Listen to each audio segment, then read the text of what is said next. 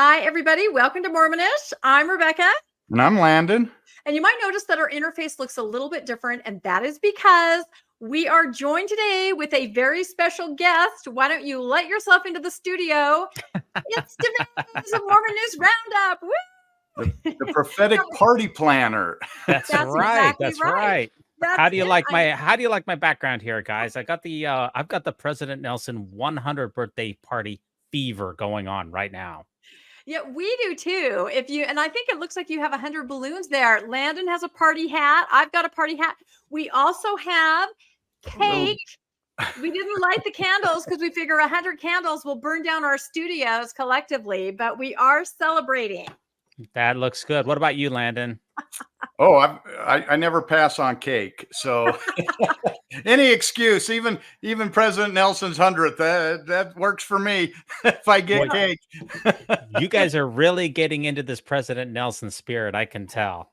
You know what? Any excuse for a party. And we just love this idea for an episode. This is all Devase's idea, but to celebrate, this is right around President Nelson's birthday week. And he's going to turn 100 years old and have a live broadcast. We are going to be talking about 50, not 100, half of 100, 50 top 50 most cringeworthy moments in Mormon history, with the subtitle, What Were They Thinking? So I think this is an absolutely perfect way to celebrate. And we're so happy that Devase brought this onto our show. So I think you guys are going to love this. That's like the number of missions that President Nelson could have gone on had he gone on a mission at all. Right, he didn't go on a mission. Now, Rebecca, weren't you going to sing a song for President Nelson? God. I was kidding. A Marilyn Monroe version or something like that? No, behind the scenes, I was joking about, doing happy birthday. But I'm not going to do it. President Nelson. But that would be really inappropriate. So I'm not going to do it. Well, some like it hot. You know what they say? Some like it hot. That's exactly right. I've read that somewhere. So this is what we're doing here, folks. Let's delve into the most unforgettable and awkward moments from Mormon history in this eye-opening episode, from controversial statements and questionable teachings to bizarre public appearances. We count down the top 50 cringeworthy moments caught on tape. And that's the caveat here, guys, is it has to be something that's caught on tape. So obviously we're not going to be going to the Journal of Discourses for this one, right? Wow, that would be way more than 50. Yeah, it certainly would. And so that means we're only looking at, pretty modern prophets, ridiculous sayings, not older prophets. That's right. And he has to be caught on tape here. So here's some of the highlights. We'll talk about Neil L. Anderson and his unusual defense of Joseph Smith. Brad Wilcox is going to make the list quite a few times. Jeffrey Holland and his fiery rants and inconsistent messages. David Bednar, Susan's husband, will be in the top 50. And Russell M. Nelson has some peculiar moments and questionable teachings. And there's going to be some moments of confusion and missteps from church leaders. And I'll just put a caveat in here that these 50 are not in any particular order. They're just 50 cringeworthy moments, although the number one is a pretty good moment. Any questions here, guys, before we hop in? I think we just dive right in, and we should say that Landon and I have not seen these yet, so our reactions will be raw and unplanned. As opposed to your normal reactions, right? I think you guys are pretty raw all the time. Which are also raw and unplanned. You're right. Right. I think so. This is going to be unforgettable instances that have left many people scratching their heads. And while you're out there, don't forget to like, comment, and subscribe for more content like this on the Mormonish platform. Let's start here with Neil L. Anderson. Let's give Brother Joseph a break. For example, the questions concerning the prophet Joseph Smith are not new. They have been hurled by his critics since this work began. To those of faith who, looking through the colored glasses of the 21st century, honestly question events or statements of the prophet Joseph from nearly 200 years ago, may I share some friendly advice? For now, give Brother Joseph a break. Guys, Landon, do we need to give Brother Joseph a break? Has people just been way too hard on this guy, haven't they? Well, it was 200 years ago. So, I think in this same vein, we have to give Jesus a break. We can't expect him to be perfect because he lived 1,000 years ago. Yeah. What about you? What about you, Rebecca? I don't know. Whenever I hear that song comes to mind, give him a break, break him off. That Seriously. Kit Kat bar. Yep, that's exactly right. All right, but we're going to bring this fast and furious. What about Bonnie Cordon? Her grandson's homicide increased her testimony somehow. Let's hear about this cringeworthy moment in Mormon history. An unexpected situation happened where our grandson was all of a sudden stopped breathing, and we lost him. After spending 3 days in a children's hospital with him, our hearts were very tender. As we returned back to Salt Lake, I realized that I had an assignment at the primary children's hospital. And my heart was so tender and raw, I just knew I couldn't do it. So I got on my knees and I said, Heavenly Father, I can't accept this assignment. It's just too hard. But the nudge and the prompting said, just go. Guys, there's nothing like a homicide to build a testimony. Don't you think, Rebecca? No, this whole story I don't like at all. It's unfortunate. There's way more to the circumstance of her grandson's death. She had just spent the previous, I think, 2 days in an interrogation room because he died under very mysterious circumstances in his parents' room, her son and daughter-in-law. And so for her to try to use that and spin that when it's just so questionable, nobody really knows what happens. And I will say, you can hear that little tell in her voice. She goes, he stopped, we lost him. You know what I mean? There was just a little, she doesn't quite have it down in her mind how to explain it, but she definitely used it as part of the faith promoting story. So it's a really sad scenario. Well, what do you think, Landon? How big on the cringe meter is this story about her grandson's homicide in which her entire family was implicated and now using that as a faith promoting story? I'm surprised you have it as 49 because I'd have it right up near number 1, especially if you actually heard the recording of her. She was clearly defending her family and trying to not cooperate with the police in the investigation. So this was a very sad story. Yeah, this is absolutely peak cringe, but we're going to move right along here. Boyd Packer, 1976 priesthood session, 2 young men only. This was eventually redacted and tried to they made a pamphlet out of this, but they tried to wipe it out of history. But luckily for us, Kulch made a parody video on this very bizarre talk that has become part of Mormon legend. When this power begins to form, it might be likened to having a little factory in your body, one designed to produce that substance that can generate life. This little factory moves quietly into operation as a normal and expected pattern of growth and begins to produce that life-giving substance. It will do so perhaps as long as you live. It works very slowly. That is the way it should be. For the most part, unless you tamper with it, you will hardly be aware that it is working at all. As you move closer to manhood, this little factory will sometimes produce an oversupply of this substance. The Lord has provided a way for that to be released. It will happen without any help, nor without any resistance from you. Perhaps one night you will have a dream, and in the course of it, the release valve that controls that little factory will open and release all that is excess. The factory and the automatic release valve works on its own schedule. The Lord intended it to be that way. It is to regulate itself. This will not happen very often. You may go a long period of time, and there will be no need for this to occur. When it does, you should not feel guilty. It is the nature of young manhood and is part of becoming a man. There is, however, something you should not do. Sometimes a young man does not understand. Perhaps he is encouraged by unwise or unworthy companions to tamper with that factory. He might fondle himself and open that release valve. This you should not do. For if you do, that little factory will speed up, and you will be tempted to tamper with it again and again. You can quickly be subjected to a habit, one that is not worthy, one that will leave you feeling depressed and guilty. Resist that temptation. Do not be guilty of tampering or playing with this sacred power of creation. Quit playing with your dinghy. Keep it in reserve for the time that it can be righteously employed. Landon, is this absolute peak cringe here with the little factory talk? I don't know any young man who wants to refer to it as a little factory. They want to say it's the U.S. Military industrial complex down there, but definitely. What about you, Rebecca? What do you think about this one? Yeah, this is just so unreal. We have a friend, Dr. Darrell Ray, who runs the Recovering from Religion Association, and he wrote a book called Sex and God, How Religion Destroys Sexuality. And somebody sent him this talk. He thought it was a joke. He thought it was not real.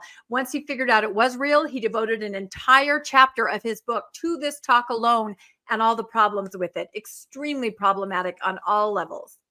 Yeah, the unfortunate part about this talk is he goes on later to joke around about hitting homosexuals in this particular talk. This was really one of the most cringeworthy talks in Mormon history, which is why it makes our top 10 list. But we can top that one as well. We have Hartman Rector Jr.'s April 1981 General Conference. Homosexuality is a disease and an acquired addiction. Let's hear from Hartman Rector. If children have a happy family experience, they will not want to be homosexuals, which I am sure is an acquired addiction, just as drugs, alcohol, and pornography are. The promoters of homosexuality say they were born that way, but I do not believe this is true. There are no female spirits trapped in male bodies and vice versa. He who made them male and female. Every form of homosexuality is sin, said the living prophet Spencer W. Kimball. Now, they edited, Landon, a bunch of this out of the General Conference. They took it off, but the original version is still there. Landon, is homosexuality an acquired addiction, like a disease like smoking? I think science has proven otherwise, and I think the church has even come around to the side of science, or at least that's what they say. So it seems like what he's saying has been debunked by his own faith. Yeah, Rebecca, he got in a lot of trouble for this particular talk. It was even picked up, I believe, by the New York Times, and he had to have an interview over it, but he doubled down on it, and he said, well, I may have been inarticulate, but what I said was true. I mean, this is an incredibly cringeworthy talk. Yeah, I feel like this talk is the reason we have the more recent statement, much like classic cars and vintage comic books, words do not age well. It's this kind of talk and this kind of statement that they're trying to get us to forget. However, shows like yours and ours, I guess, will never let it die. Okay, now this one, we got to talk over this one. Otherwise, we're going to get a copyright strike on here. Okay. Rebecca, what is the Hosanna Shout? This is the mega compilation of Hosanna Shout. Yeah, well, it's supposed to be a very super special, amazing shout. It was done in the Kirtland Temple. As we understand there, it was absolutely raucous with, shouting and stomping and fervor. When a temple's dedicated, you do this. But today, when we've seen it, it's kind of lackluster, like somebody just waving a Kleenex after they blew their nose. It's not exactly, I think, what it was meant to be. And a little bit disappointing. Wouldn't you say, Landon? I think you have a story about that, having looked forward to participating, and then it was just kind of like, nah. Oh, I always heard about the Hosanna Shout. I thought it might be like the rebel yell, in the Civil War. So I was like, everyone's always so proud of it, and that's how they, dedicate the temple and everything. And then I saw old Left Shark Oaks up there doing that, and it was just like, you have got to be kidding me. Yeah. I think the people who are not at all familiar with Mormonism look at this as one of the most bizarre worship practices in the church. And that is saying something considering what happens inside of the temple. The Hosanna Shout is certainly one of the most weird rituals that the church has. Don't you think? This is absolutely peak cringe. I think we can say that for a certainty, right? Yep. Yeah, it's like, I think even faithful Mormons know it's a little cringy. That time where they did it during conference, they wanted everybody to do it, Left Shark Oaks. And a lot of people didn't mention it or post about it, even though they posted everything else about that conference weekend. I think everybody kind of knows this is just not a good look. That's not the weekend to invite your neighbor over to view conference. No. And our next one here is, again, we're going to talk over this one. This was our recent general conference where all of the senior leaders of the church were all in wheelchairs because they're all over 90 years old. They are so old. And, I hate to make a joke about this, but is the older that they get, is that the bigger your testimony? I mean, if we wheeled these guys in on gurneys where they had to literally be like strapped down to hospital beds, is that even more inspiring? Is this inspirational to see people who should really be at home with their families rather than figuring out how to hoard the widow's mite and take away gay rights? They're wheeled out in public so that they can barely even stand up. Is this peak cringe or is this hate watching? What do you think here, Landon? I think they look like a cool motorcycle gang. What about you, Rebecca? I think at least they're being authentic there, because in the recent past, we've had President Nelson kind of Photoshop that he's not in a wheelchair. You know, they're kind of trying to pretend that these things aren't happening. At least they're showing that they're aging, and that's okay. People age, we all age. But again, there is that sense that shouldn't somebody of that extreme age just be able to have a little bit of rest in their life? Honestly, is it elder abuse? I've heard that before. Okay, next up here is President Thomas Monson and his famous wiggling the ears trick. This is a legendary General Conference talk. An experience I had some years ago while attending a state conference. During the general session, I observed a young boy sitting with his family on the front row of the stake center. I was seated on the stand. As the meeting progressed, I began to notice that if I crossed one leg over the other, the young boy would do the same thing. If I reversed the motion and crossed the other leg, he would follow suit. I would put my hands in my lap, and he would do the same.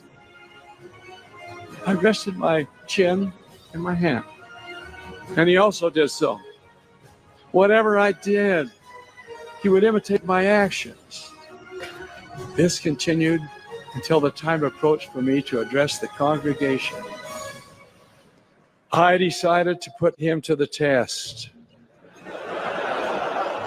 I looked squarely at him, certain I had his attention, and then I wiggled my ears.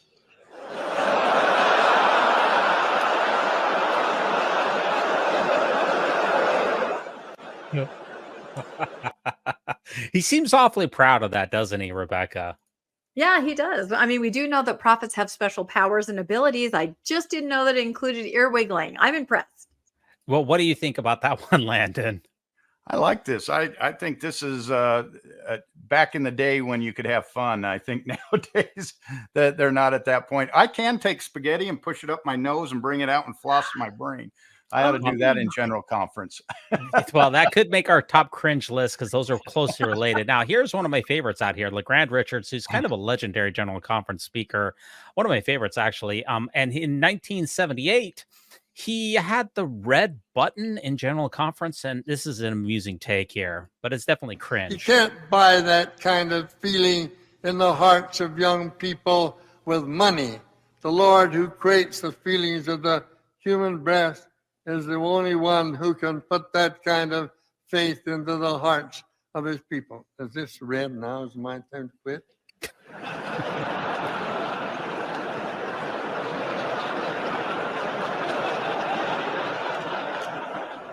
I think they got the red button on here, and I mustn't indulge on the other man's time. So, you get a lot of cringe moments here when you get these 100-year-old guys out there, and this is just one of many. It's like shooting fish in a barrel. I like the laughter from the audience, though, because they're just dying for something to happen, and you've just got that conference laugh. You know what I mean? Yeah, absolutely. Okay, next up, Wendy Nelson, January 2016, Secret Jesus Earth Meetings. Wendy, tell us what's going on with Jesus. What if you learned that the Savior had already returned to this earth? That he, as part of his second coming, had already met with some of his true followers in several marvelous large gatherings. Gatherings about which the world, including CNN and the blogosphere, knew nothing.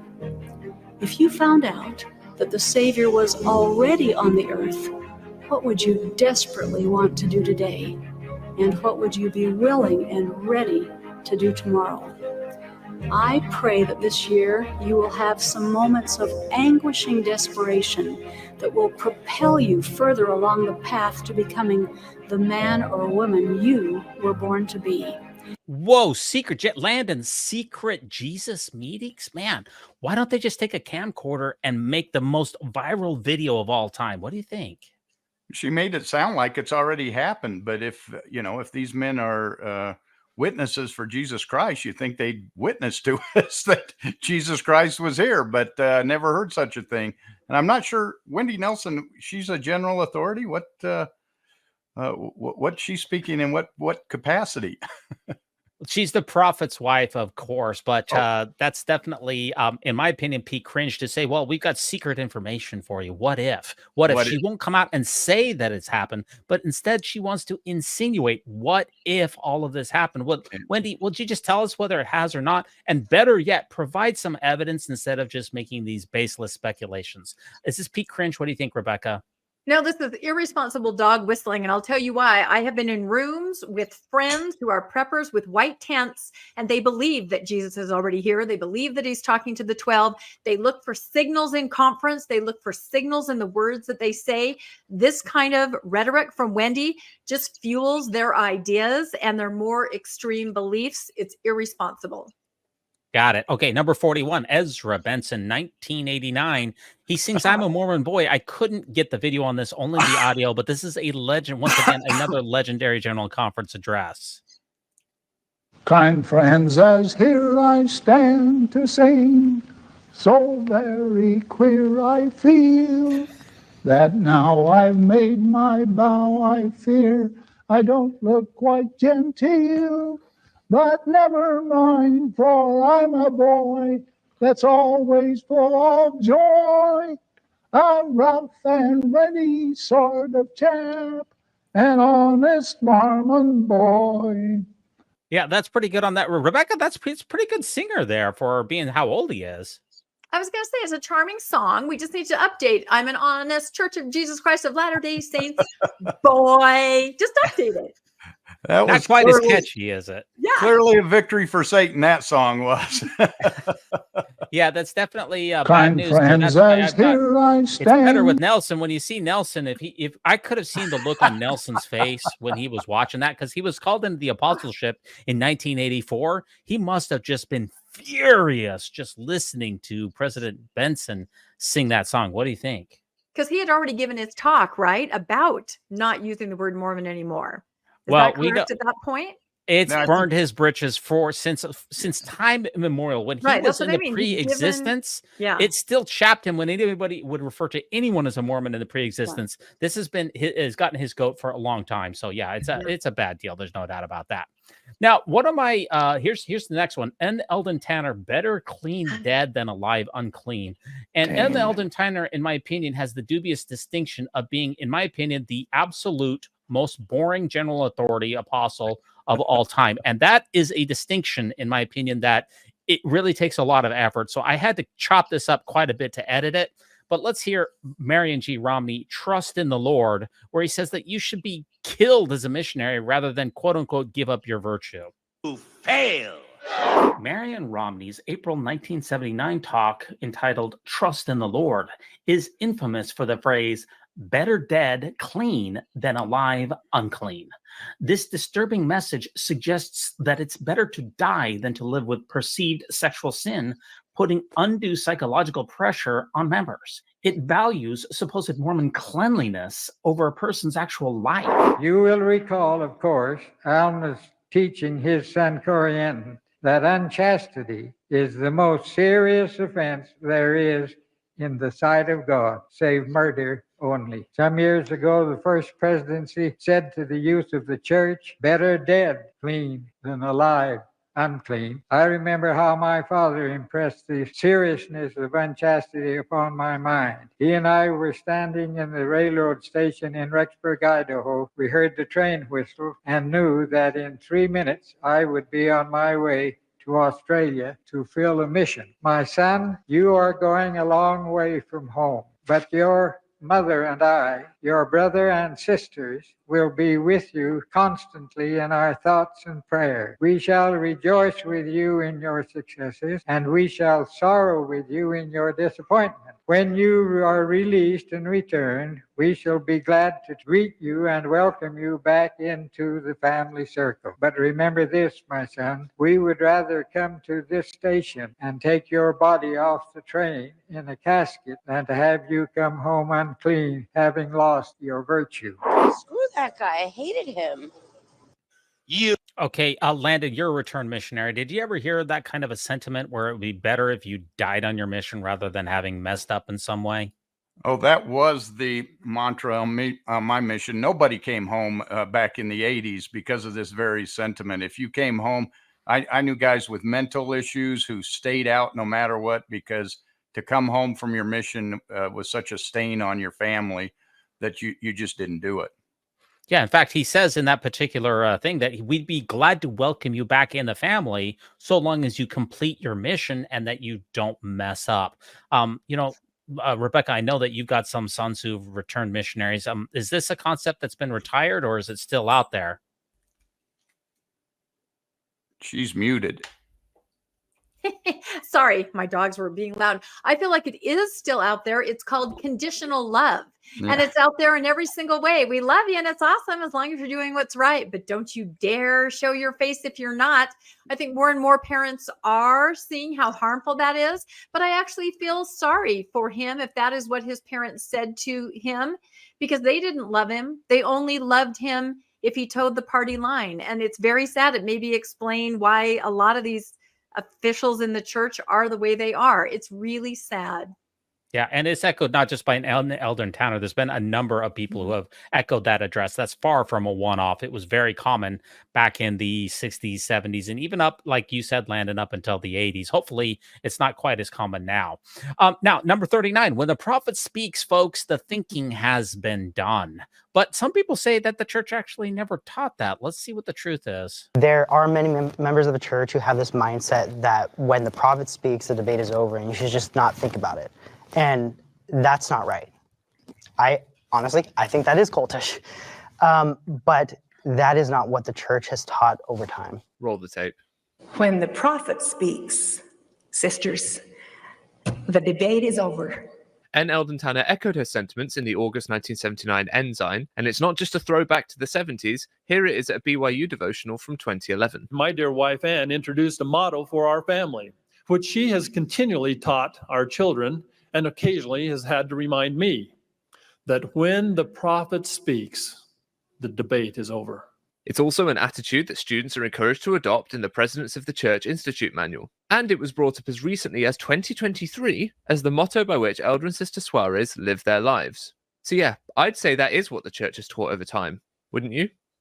Yeah, this is one of the most incredibly harmful takes, in my opinion. When the prophet speaks, the thinking has been done or the debate is over. That's a high control tactic that is very common among cult leaders. What do you think, Rebecca? Yeah, this is the kind of thinking that gets people on board with things that their own moral compass is telling them no, like perhaps the November 5th policy, things like that. Your internal compass, your moral code is saying no, but you know that you need to get on board with what the prophet is saying because the debate's over. So you basically gaslight yourself into going along with these things. You see it over and over again. The most recent one was about garments, or actually the garment. It is now called the garment, not garments, or the garment of the holy priesthood. There's an article by President Holland in September, Liahona, where he says, go ahead and pray about the garment and wearing it, but you're not going to get any answer that's different from the prophets. So there it is. Yeah, Henry Eyring echoed the same type of sentiment. So have a lot of other people. Landon, did you ever hear that growing up where you don't need to use your critical thinking and you should never think, never question, never doubt, but just blindly follow what church leaders say? Oh, absolutely. I heard all those talks. I know that saying very well.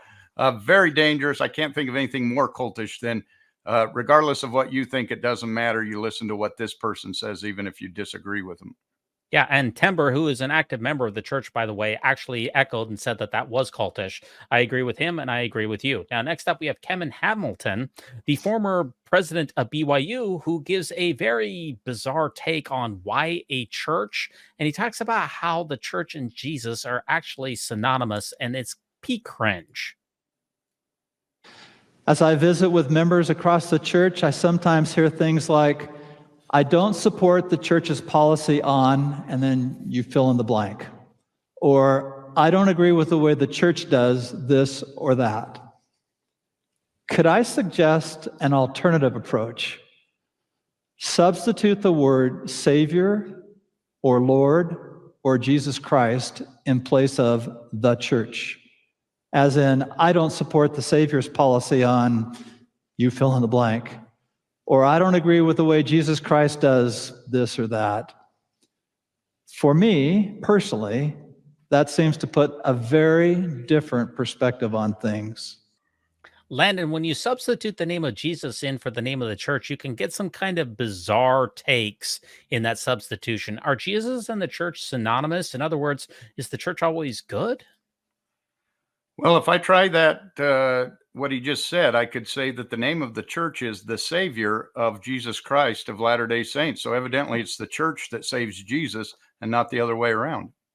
Yeah, it seems to be a very odd way of positioning things to, in other words, you should never question the church. Once again, we see this message over and over again. You should never question Jesus, never question the church. And if you do, then you're always in the wrong. Rebecca, what's your take on this Cringe one?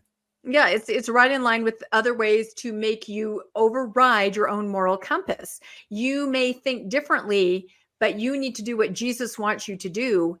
And that is through the church. Whatever the church wants you to do, Jesus wants you to do it. And if this is true, think about all the things that the church has reversed itself on. Jesus is a flip-flopper, right?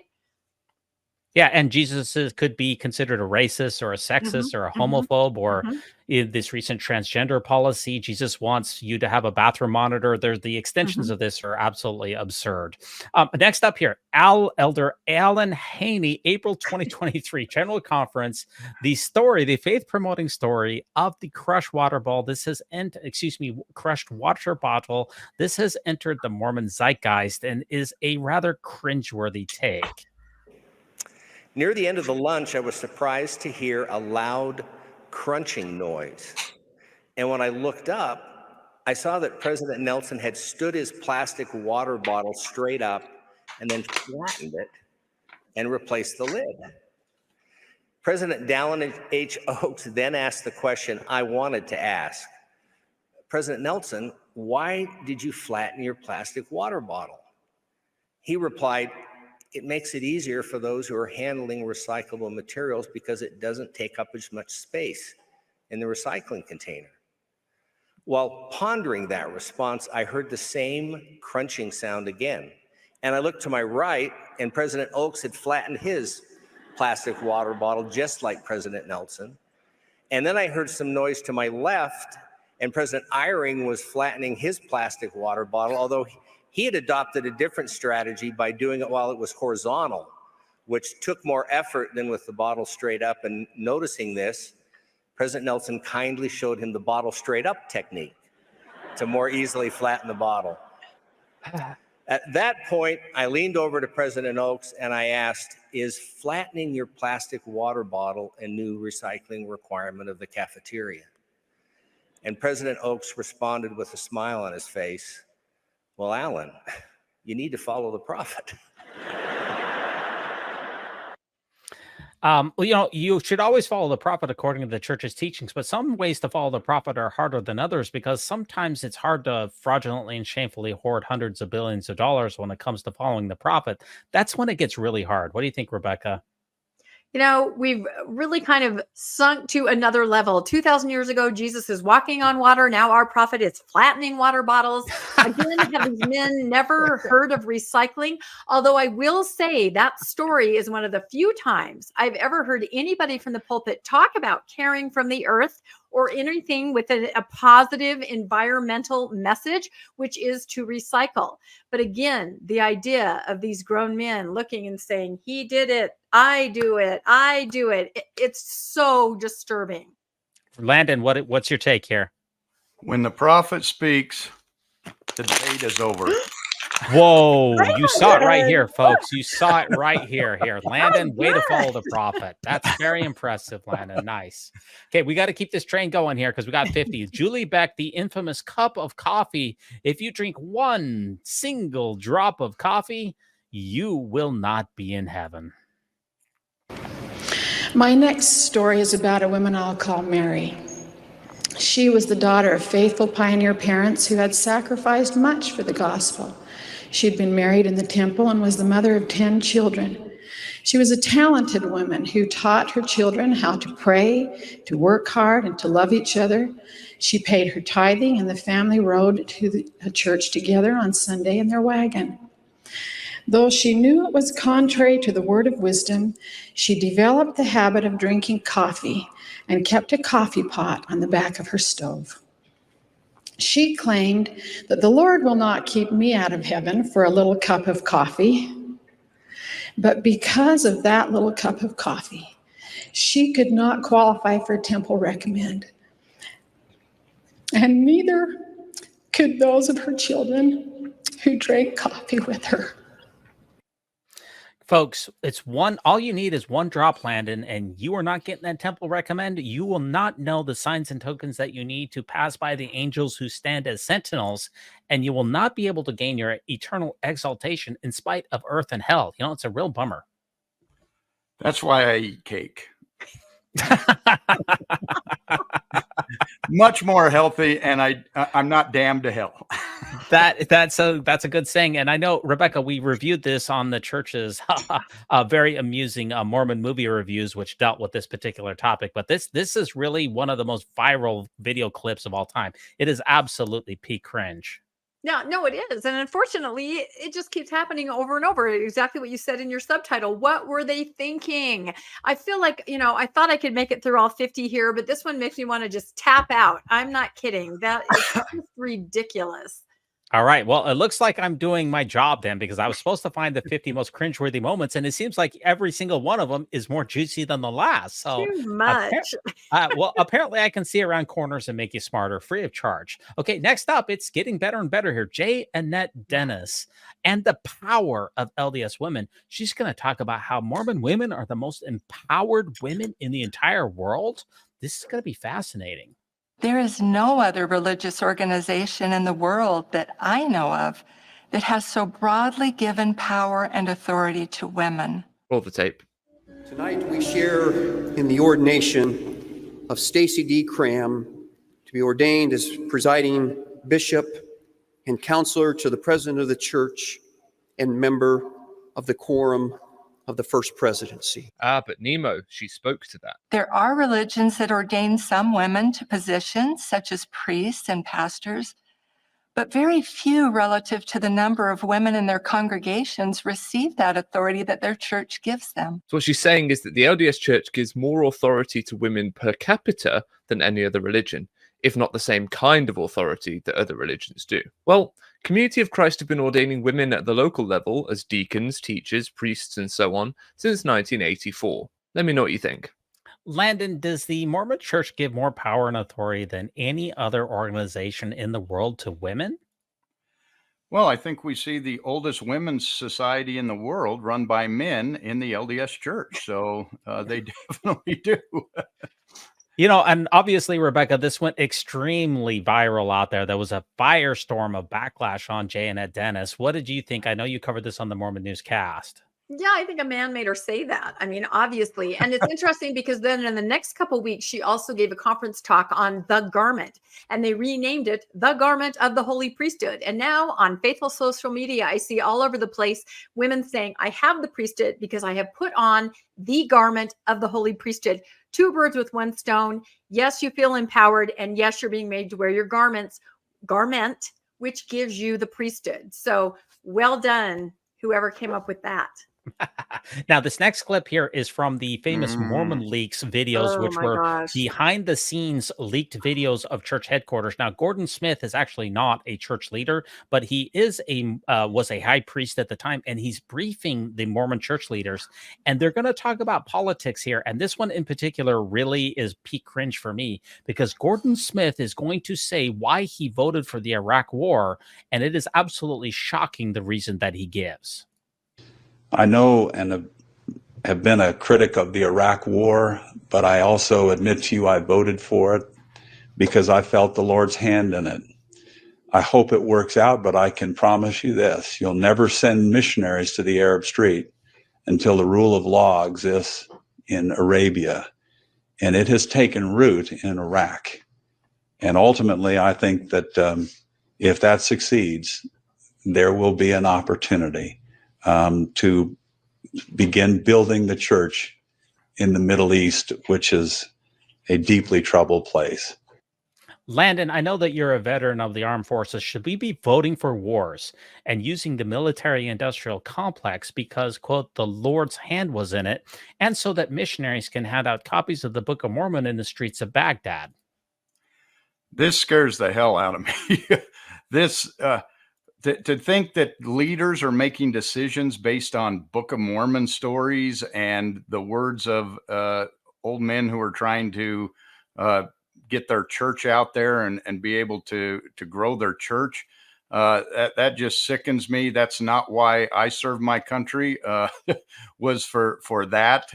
And so this just really scares me that's happening. And I have employees right now in Iraq, and I can tell you Iraq is not a rule of law. So everything he predicted has not come true. These guys are in a compound right now, can't go outside because of fear of something happening to them. Yeah, this is one of the most reprehensible clips, in my opinion, of this entire thing, because, you know, what it didn't come to pass. He said he felt the Lord's hand in it, but the missionaries aren't in Iraq. In fact, Iraq and the Middle East are still an incredible mess. And Gordon Smith, you know, his duty was to his oath of office, not to his religion. And he definitely dropped the ball. Rebecca, is this peak cringe? It's worse than cringe. This is absolutely terrifying, and it has real world consequences. And no, his duty is not to his office. There is more footage of him where he jokingly says, "Oh, my staff and I sit around waiting for that call from Salt Lake to see what we need to do next."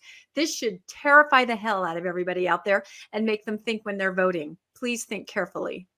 Yeah, people talk about why people are still in this space and say, well, why can't you just leave my religion and my church alone? This is exactly why, is because people want to take their Iron Age informed nonsense and use the military industrial complex to try to bring to fruition their faith on other people to, quote, open up Arabia. And this is still really an important topic. So this one is really very important for me personally. Now, speaking of Mormon leaks, we also have Elder Gong here, who was an assistant of the 12 at the time. He was eventually called into the apostleship back in, I think it was about 2020. But here we're going to see behind the scenes here where our favorite apostle, Elder Oaks, is going to obsess about the quote unquote homosexual agenda. The reason I ask the question is not related to this presentation, but I'm suspicious that the news media cover up anything involving homosexuals when it would work to the disadvantage of the homosexual agenda and so on. And I just wondered if there was some of that in this. No, Dallin, there's not a quote unquote homosexual agenda. No, there's not media that covers up anything that could be detrimental to homosexuals. And just your basic answer to all of this is no, no, no. We see that homosexuals and gay persons in particular live rent free in Dallin Oaks' mind. And he's really just obsessed over the concept. What do you think about this one, guys? Yeah, if you watch the rest of it, Elder Gong is informing them, kind of synthesizing the news of the day and giving them information. Almost every name that he brings up, I think I remember he mentioned Mark Zuckerberg, and Elder Oaks goes, "Is he gay?" And then he mentions someone else, and Elder Oaks goes, "Is he gay?" Like everyone, he has to double check because there's this agenda. It's insanity when you pull that curtain back. All right, Landon, what about you? This is Elder Oaks on the Gong Show. He ought to get a big gong for that statement. That's right. You know, Rebecca, he was asking, is Julia Assange gay? Yes. Is Chelsea Manning gay? Yes. The Bradley Manning at the time. He's obsessed with the concept. We're trying to brief him about some of the most important things happening in the world with WikiLeaks and things that could affect the church. All he cares about is people's sexuality. The briefing went completely over his head. Isn't Elder Gong's son gay? Yes, Elder Gong's son is gay. Matthew I forgot Gong to ask is gay. about that, evidently. Yes, So, He is gay. He has a very somewhat turbulent relationship with his son, by the way, which is a subject of another conversation. Now we have Russell Ballard in 2017 Q&A. He talks about church's transparency, and he's going to tell us that one of the most opaque organizations in the entire world is actually super transparent. Just trust us wherever you are in the world, and you share this message with anyone else who raises the question about the church not being transparent. We're as transparent as we know how to be in telling the truth. We have to do that. That's the Lord's way. Just trust us. We're very, very transparent. That's as transparent as we know how to be. Rebecca, I thought that the church was not transparent at all. What am I missing here? You just need to trust them. I have to say, these are getting worse and worse. I'm stress eating cake in between each clip because I can hardly stand it. So it looks like I'm doing my job, though. I've got the peak cringe absolutely ratcheted up. It's going to get worse before it gets better. Landon, should we be trusting the apostles that they're just doing everything they're supposed to with the church's finances and everything else that's going on? Just trust them and they're transparent about it. What do you think? Yeah, transparent clone companies that they're making, transparent finances. Where are they doing? How are they getting money out of Canada? How are they getting tithing funds tax-free in Australia? The list goes on. And we don't even know how many actual members there are because they won't even open the membership records. But somehow we're supposed to trust them. They won't lead us astray. And the last one, obviously, is the historicity of the Book of Mormon and the church history. They lied to us the entire time until the internet finally brought some light onto it. Okay, it doesn't look like they're as transparent as they know how to be. That's for sure. And M. Russell Ballard, the late M. Russell Ballard, he's going to make this list twice here with his famous Journal Conference talk in 2016. Where will you go? If you choose to become inactive or to leave the restored Church of Jesus Christ of Latter-day Saints, where will you go? What will you do? Whatever I feel like I want to do. Gosh. So let me put that to you, Rebecca. Where will you go? What will you do? I think we will all go where we would like to go, right? We're going to go where we want to go. And yeah, that phrase will live in infamy, but I feel like a lot of people who have stepped away from the church, they kind of took that as almost a throwing down the gauntlet. And there's a lot of amazing people who have done a lot of amazing things, a lot of good in the world. And so I think people take that almost as a challenge and say, just why don't you wait and see what I do? You know, Landon has basically become like an ex-Mormon anthem, and everybody kind of cuts up clips of themselves after they've left the church, and they put them on TikTok, and they start with M. Russell Ballard saying, where will you go? What will you do? Meaning that you're going to lose everything. And they talk about all of the great things that have happened in their life after they left the church. And that's kind of apropos considering that the Mormonish tagline is living a joyful life on the other side of Mormonism. Yeah, I think I would go save children with Tim Ballard if I left the church. Oh my gosh. That is peak Landon right there. That is peak, it is peak Landon. Okay, number 32. Russell Ballard's at it again, and this time he's got some beauty advice out there for the ladies out there. I had no idea that this guy knew so much about makeup, but believe it or not, you know, he knows what he's talking about. He might be a Maybelline spokesperson, not too sure about that, but let's hear what he has to say. Sincerely asking for and listening to the thoughts and concerns voiced by women is vital in life, in marriage, and in I guess I got to go back and set this up. This isn't the lipstick. I'm sorry. This isn't the lipstick quote. This is the women don't talk too much quote. Sorry. He's got a lot of whoppers. There's so many quotes from him. It's hard to keep them all straight. So sorry. I set that one up wrong, but here we go. Building the kingdom of God. Roll the tape. The women of this church. We need you. We need your voices Yeah. They need to be heard. Yes, sir. They need to be heard in your community, Uh-huh. in your neighborhoods. They need to be heard within the ward Good. council. Yes. Or the branch council. I'm with you. I don't talk too much in those council meetings. Wait a minute. Just straighten the brethren out quickly. Huh? And move the work on. And Dan H. Oaks said this after Sister Reina I. Alberto spoke amongst 3 men. Thank you, brethren, for your great messages. Would you say the church treats women's voices as vital to the kingdom of God? Let me know what you think. Rebecca, just don't talk. Your voice is really needed in all sorts of ways, but just kind of don't talk too much, if you know what I mean. She's muted again. Yeah. Oh, yeah. That's perfect. I did that on purpose to make a point. That is what they want. That is absolutely what they want. Yep. Oh boy, that was perfect. You guys was are good, on huh? this one. We're on the right show for sure. I know Okay. somebody questioned us about our tagline. You mentioned that in the last segment, living a joyful life. They're like, you seem like you're getting more stressed out and angrier. I don't think so. I don't think so. But Okay. we're joyful about it. Gosh darn it. We're joyful while we're doing it. Okay. All No right. one's happier being pissed off than us. Absolutely. Okay, next up, Susan's husband. There are no homosexual members of the church. Can that actually be true? That doesn't seem reasonable. How can homosexual members of the church ¿Cómo pueden los miembros de la iglesia homosexuales live and remain steadfast in the gospel? vivir y permanecer fieles en el evangelio? First, I want to change the question.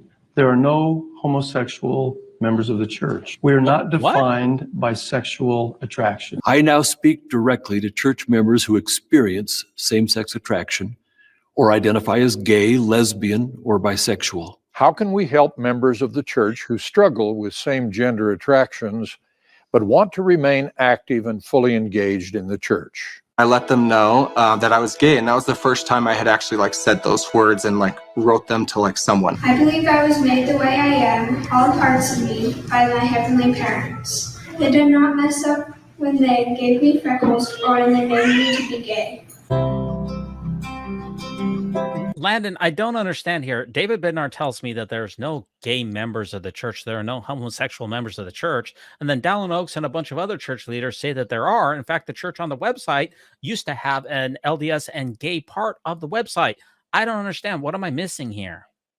Well, there are gay members of the church until they find out, and then they excommunicate them, and then there are no more gay members of the church. So Gotcha. You guys are absolutely terrible, but your takes are amazing. You guys are too funny. You guys are too funny. Okay, I'm going to leave it at that. We're going to move on to the next one here too. Oh, whoops. Sorry about the camera angle. And David Bednar is going to make this list a couple of times here because he gave a talk called The Lord's Side of the Line, where he crushes a little kid. This is unreal. David A. Bednar once grabbed a young man from behind. Think I'm exaggerating? A sin that's right here doesn't look that bad, does it? Right where my shoe is? So, oh, that's not that big of a deal. Okay, take just a little step over here. One more step. Just a little more. Okay. Now you try to get back over on the other side. Can you get over there? No. For an old man, I'm pretty strong, huh? You're not even trying very hard. Come on. All right, now. Remember what got you over here? You came all the way from back over there to right at the edge of the line by just not doing the things that you know you should do. And once you get over here, you're not in control anymore. Okay? All right, now step back over here. I've already done a full video of my analysis on this interaction, but I want to know what you think in the comments. Rebecca, what do you think? How do you think that little kid felt about that interaction? Now, this is very disturbing. Some people watch that, they kind of laugh. But if you look at that little boy's face, he is absolutely terrified. He has tears in his eyes. He is trying so hard not to cry. And shame on the adults there, especially the ones right there in the front row, or his own parents who didn't see that he's completely traumatized. Somebody needed to raise their hand and say, you know what? I think he's a little stressed out. You could do it nicely, but this was completely inappropriate. It was not funny at all. And as a parent, Elder Bednar should have known better. Look at this little guy's face. It is not funny. That is absolutely peak cringe. What do you think there, Landon? Any take on that one? Yeah, that's a great example of an apostle of the Lord leading someone into sin, because the boy didn't want to cross the line and the apostle took him there. So evidently following the apostle, and maybe he crushed the boy because he saw President Nelson crush a boy in the cafeteria. Okay, next up here, moving right along, a day in the life of David Bednar here. And he released a couple of Instagram videos where he talked about his life working at the church office building, but culture over there at the cultural hall, he redid them and redubbed them and made them pretty peak cringe here. Let's see what's going on with Susan's husband. Hi, it's me, David A. Bednar. I'm a really important person. I'm an apostle for the Corporation of the President of the Church of Jesus Christ of Latter-day Saints. People don't think I do anything, so the purpose of this video is to refute that and show that us apostles are just normal, wealthy white people like you. Here I am walking out of our private parking garage that no regular people can access. This is my office. It's larger than any normal person's office, and it's cluttered AF. As you can see, I have many doodads from my travels all around the world, as well as who's its and what's its galore. Now, I will spin in a circle. I'm a normal person. Now, I will walk through a door and pretend to pay attention to my secretary, who you're never going to see on camera because she's a woman. Now I'm walking down a hallway just like normal people do. Oh look, it's the founder of our church that married at least 34 women, many of whom were just young girls. Praise to the man. Now it's time to pretend to be busy. Look at my one Post-it note. Okay, we're going to talk over the rest of this. How do you feel about the day in the life of Elder Bednar here, Rebecca? You know, this is the first thing I ever saw from college. This is the first thing that put him on the map for me, and I think a lot of people, and we now realize he's so wildly talented.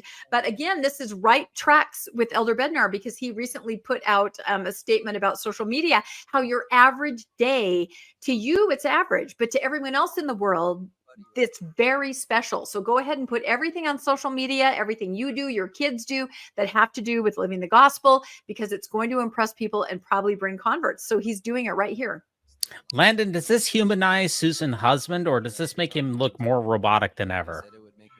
It surprised me because I kind of said, boy, they don't do anything really that important. It looks like anyone else going to the office and they just do a few tasks they have to get done for the day and leave. Yeah, and all he ever interacts with is basically middle-aged white guys just like him. Hey, by the way, there's Patrick Kieran, who was a member of the presidency of the 70, by the way.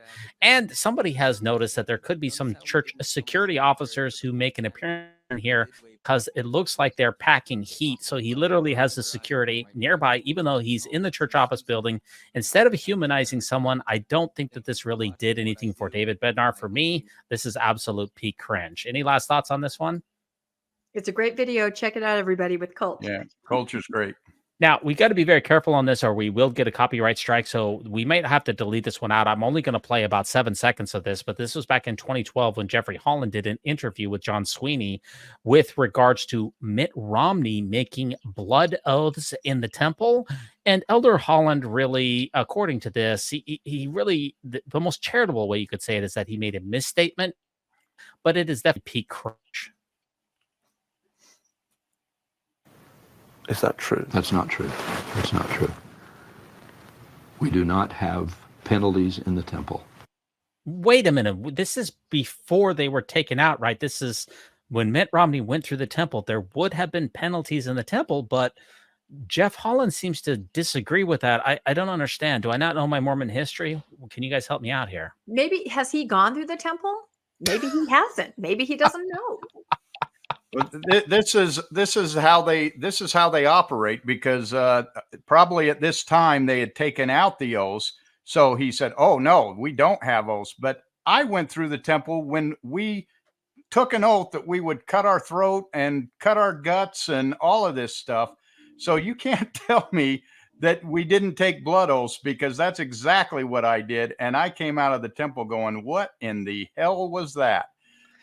So he may be looking and saying, "Oh no, we took it out, so now I can lie about it." But no doubt Mitt Romney would have taken that oath that he was asked about. No doubt. And that's a perfectly acceptable question for a reporter to ask a church leader about someone who could take the oath of office as the president of the United States. Has he taken an oath to any other organization or person besides the United States of America.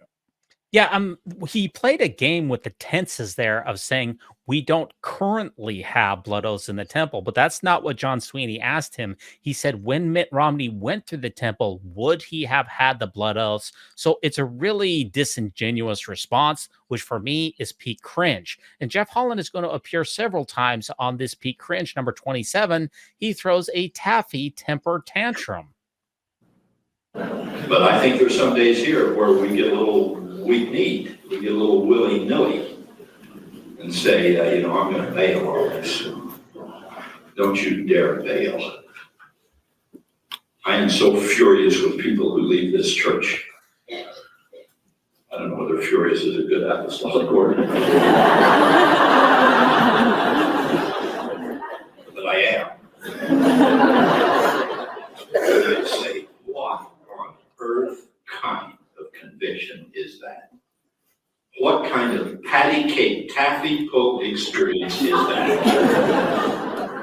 As if none of this ever mattered, as if nothing in our contemporary life mattered, as if this is all just supposed to be just exactly the way I want it, and answer every one of my questions, and pursue this, and occupy that, and defy this, and then maybe I'll be a Latter-day Saint. Well, there's too much Irish in me for that. This church means everything to me, and I'm not going to leave it, and I'm not going to let you leave it. The first great rule of a storm at sea is stay in the boat. This is no time for you to say, oh, well, now it looks like, I don't know, nobody cares. I'll get up here on the edge and do a little half gainer over the side. Boy, that's a terrific performance. I tell you, you're in for a good experience. That's the dumbest thing you can do. And the only thing dumber would be for somebody else to follow you. You stay in the boat and pull the life jacket down on you and grab an oar and just hang on, and it's going to get calm. Oh, Landon, should everyone just stay in the boat? And was this an unhinged I said it was a temper tantrum. Was I being too hard on Jeff Holland? Because this really seems like an unhinged rant to me. Sounded like a first grader throwing a temper tantrum to me, because it's important to me. It should be important to everybody else, and no one else should be allowed to leave because it's important to me. And that makes me feel bad when you leave. It's unimportant to me. So once I've learned that it's not true, the integrity within every person should be to leave. And for him to say that you don't have that right is just infuriating to me. He looked like a first grader throwing a tantrum. And Rebecca, he continues to pound this home. Stay in the boat. Don't you dare bail. And if you did, no one should join you. That's a very high control tactic. Absolutely. High control, high demand. And I keep thinking this was in 2016. You heard all that laughter. I guarantee that at least some of those people are no longer in the boat. And that is a fact. And for me, this next one, number 26 here, we're about halfway through here. This for me could be the most cringeworthy moment ever in Mormon history. There's just so many of them, just like we just saw. But Jeff Holland here, this is a leaked address to the Missionary Training Center in Provo, Utah, a number of years ago. And this really makes my blood boil. The way that he treats these missionaries is absolutely disgraceful. I hope there's no one within the sound of my voice who wants to go home. That just comes to me. It makes me wonder whether there's someone here who does want to go home, because that wasn't even remotely in my mind.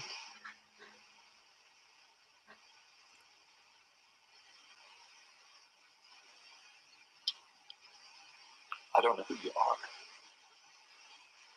and I don't know how seriously you're entertaining the thought, but don't you ever go home. Don't you dare leave this place. Not for God's sake, not for the church's sake, not for President Hinckley's sake. Somehow, I think they can probably handle it. But don't you dare leave here for your sake. I have lived on and off in my general authority life. I have come in contact around the world with missionaries who did not see their mission through.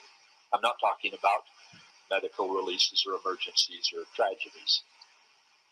I'm talking about somebody who just said, I don't like doing this, it's too hard, and I'm going home and let my mother take care of it. I have met those people around the world, and if there is a more sorrowful, if there is a more anguished, and in a sense, if you promise not to misunderstand me, if there is, in a sense, a more pitiable group in all the world, I do not know who it is. Now, that's strong language. That's really strong language. But I told you before, my mission means everything to me. I would wrestle you to the floor. I'd pull the curtains down. I'd get chains. I don't know, is there something on here that we tie people with? I don't see anything to tie people with. I'd rip the cords off the television camera to keep you here. Not for our sake, not for, you think one little missionary and 58,000, that isn't gonna bring the church to its knees, but it's gonna ruin your life. If you don't do the best thing you've ever had a chance to do, however hard it is, and however hard it may yet be. Landon, this is probably one of the worst takes out there. I really don't even know where to start on this. But, Jeff Holland has this reputation that he's an empathetic and loving and gentle leader. But what we see time and time again from him behind the scenes is an absolutely fear-mongering, just reprehensible conduct. Imagine sitting in that MTC while someone who you revere shames you into staying on a mission if you're having doubts. It's beyond the pale. Yeah, I had not seen this before. And this man, as I watched it, I said, wow, this is a master manipulator. He knows that 18-year-old kids who just got out of high school, who are in an MTC, who have been put into this study for 12, 13 hours a day, when a lot of people are not indoor people who want to study for 12, 13 hours a day without breaks. And he knows that a majority of them want to go home, and then he acts and feigns as if, oh, I'm getting a feeling that one of you wants to go home, when he knows that by saying that, he's actually talking to 90% of the group there. What a manipulation. My respect, which was none for Jeffrey Holland, has just gone even lower.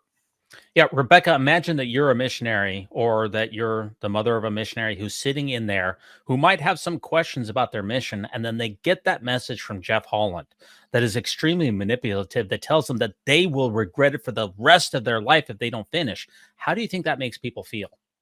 Yeah, the fact that he said, my mission means everything to me. Again, we're not you. He has absolutely no understanding of what might be going on in a young man's mind like that.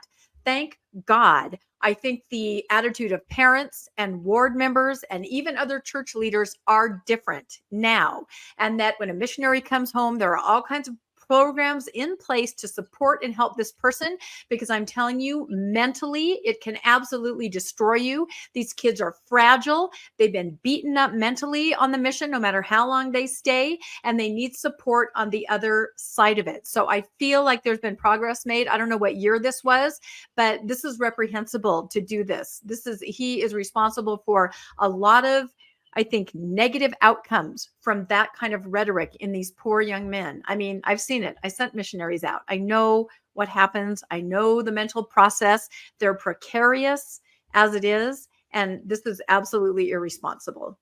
Yeah, Jeff Holland is going to make our list several times here. We also have his dubious claim where he said that the church had double-digit state growth all the time, but when it was fact-checked, he was absolutely in error. This is peak cringe at number 25. We're in the midst of incredible growth, staggering growth in the church. It's the single biggest problem we have. It's the best problem we could have, but it's the biggest. We are reeling under the implications of the growth that we have in this church. Last Thursday, I've been out here this Thursday. I've been with Elder and Sister Holland and been with Elder and Sister Robbins this week. So I missed the temple meeting this Thursday, but a week ago Thursday we created 15 steaks, and we're doing that más o menos every week, more or less. It might not be 15, but it's the week before it was 12.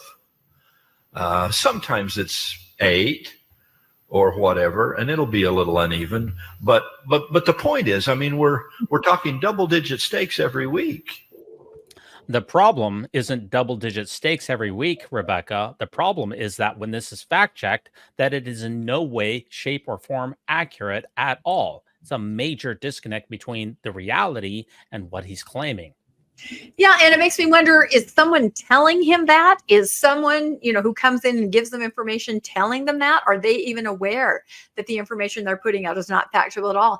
I know they do some juggling. For example, say there are 7 wards, they'll shut down 2 of the wards, they'll make a steak with fewer wards, 2 steaks, 3 wards each. There's a lot, it's a shell game. So there are ways that they can show growth through steaks that have fewer wards. But again, it's not the biggest problem you have by far. Yeah, so 15 steaks back in this time frame, a steak would have been 3,000 members. So that'd be 50,000 people a week. If you times that by 50,000 by 50 weeks, what is that? It'd be like growing at a rate of like 2 million members per year. It's absolutely absurd when the church really gains at a rate of around 250,000 for an entire year. This is just a demonstrably untrue statement. And we have to assume here that he knows how many people are joining the church. I mean, I guess we could give him a pass on ignorance and saying that he's being fed misinformation, but that is an incredibly charitable take. It seems like Jeff Holland has a consistent problem with either exaggeration or just telling the truth. Landon, can you give us a quick take on this one? Yeah, it sounds like he's creating 8, 10, 12, 15 mistakes each week. Perfect sum up. Perfect. Now, also, this is one of his other infamous addresses here where he was talking about musket fire with regards to the LGBTQ issue. This has caused a great deal of consternation out there. And it is a significant, in my opinion, misstep on his part. Then Elder Oaks said challengingly, I'd like to hear a little more musket fire from the Temple of Learning. He said this in a way that could have applied to a host of topics in various departments, but the one he specifically mentioned was the doctrine of the family and defending marriage as the union of a man and a woman.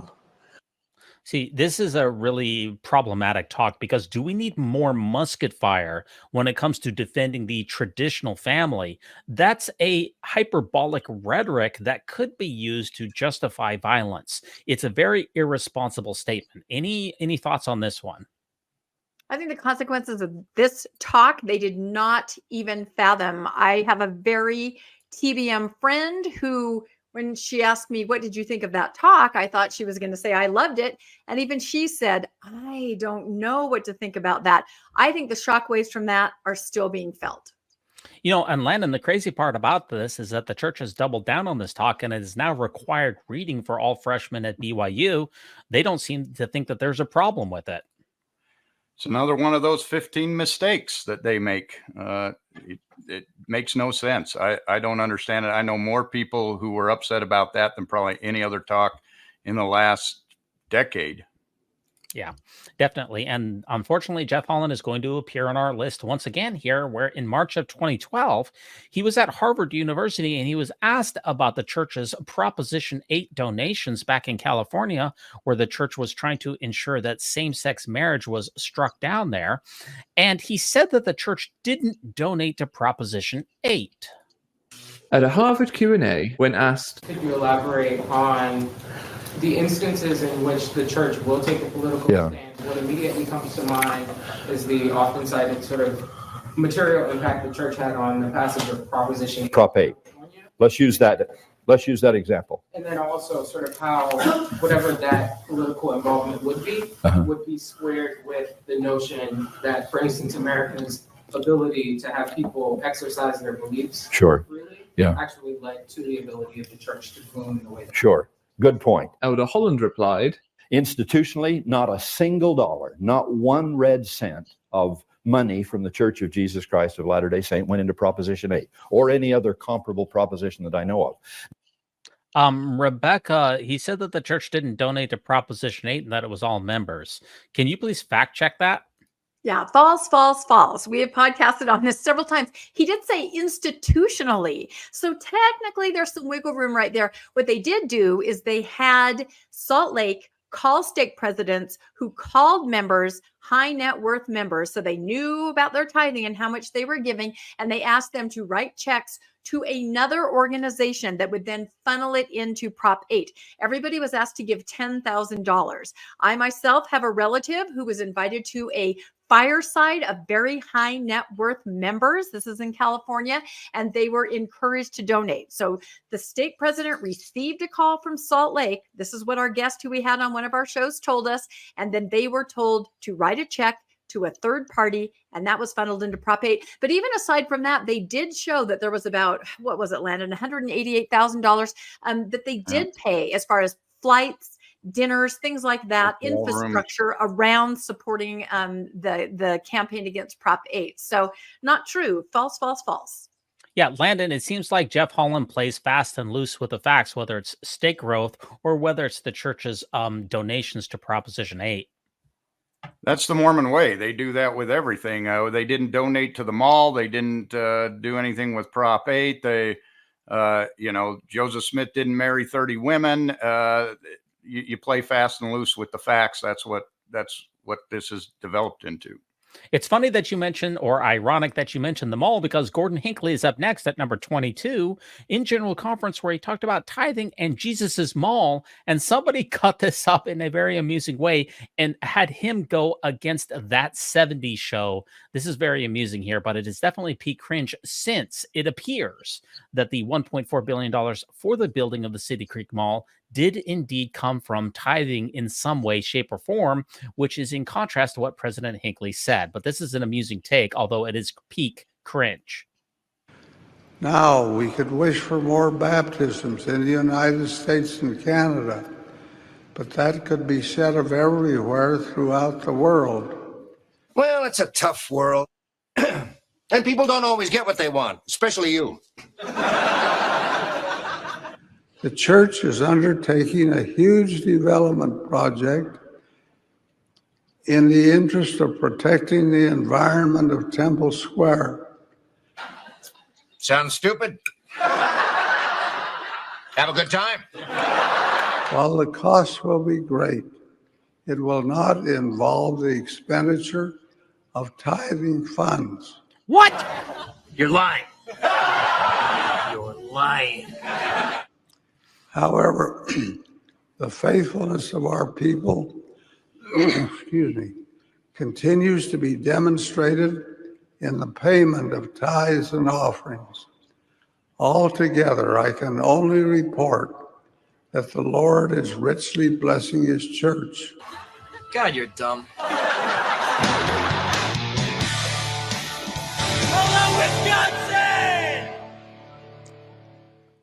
We'll start with you first, Landon. That's an amusing mashup of Gordon Hinckley and the 70s show. But the problem, of course, here is that it looks like the City Creek Mall was paid for with tithing, or at least some form of tithing. And that is in contrast to what Gordon said in General Conference. Well, RLUIPA allows malls to be built in temple squares, I believe. And so evidently you can justify anything if you say it's tithing money for the church. Now we can build anything. But that absolutely, I remember when this was said, or at least when he said none were used, because at that time I was questioning the church, and I was going, this doesn't seem right that we're spending money on a mall. And then he came out and assured us that had not happened. And then we find out that he was really just using semantics, and it was interest off the tithing, as if you couldn't tell one from the other. It's all in one bank account, Yes, he said that it was invested reserves, which had nothing to do with tithing. Unfortunately, invested reserves and tithing are basically the same thing. Can you give us your take on this one, Rebecca? Yep, this will all come out as the lawsuits proceed and discovery happens. I'm very confident that will happen. And I think there's going to be some revelations that we're not going to believe about this scenario. I also think it's interesting that they keep saying, and they use this to justify all their development around temples and the malls and things that they build in different places, is to protect the environment around the temple. In this case, by building a mall with shops that most of us can't afford to shop at. Maybe Rue 21, I can go in and buy some lingerie. That's about it. And I guess that protects the environment around the temple. Unless, of course, you wear garments, then you can't buy lingerie. The garment, Landon. It is no longer garment of the Holy It's Priesthood. the garment or the garment of the Holy Priesthood. And people are calling each other out on that right and left. I had a bunch to say, but you guys are too funny. I can't top anything that you guys said. Now, Gordon Hinckley also appears in number 21, where he talks about church's finances, and he's going to talk about the transparency and how church finances are open to the members. Wait a minute.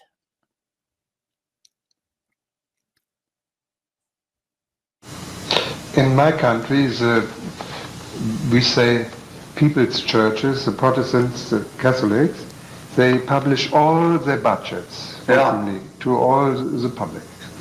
Yeah. Why it's impossible for your church? Well, we simply think that that information belongs to those who made the contribution and not to the world. That's the only thing. Yes. Liar, liar, pants on fire. Okay, sorry about that last clip in there, but Landon, he said that the church finances are open to the members of the church, but not to the world. Can you fact check Gordon for us?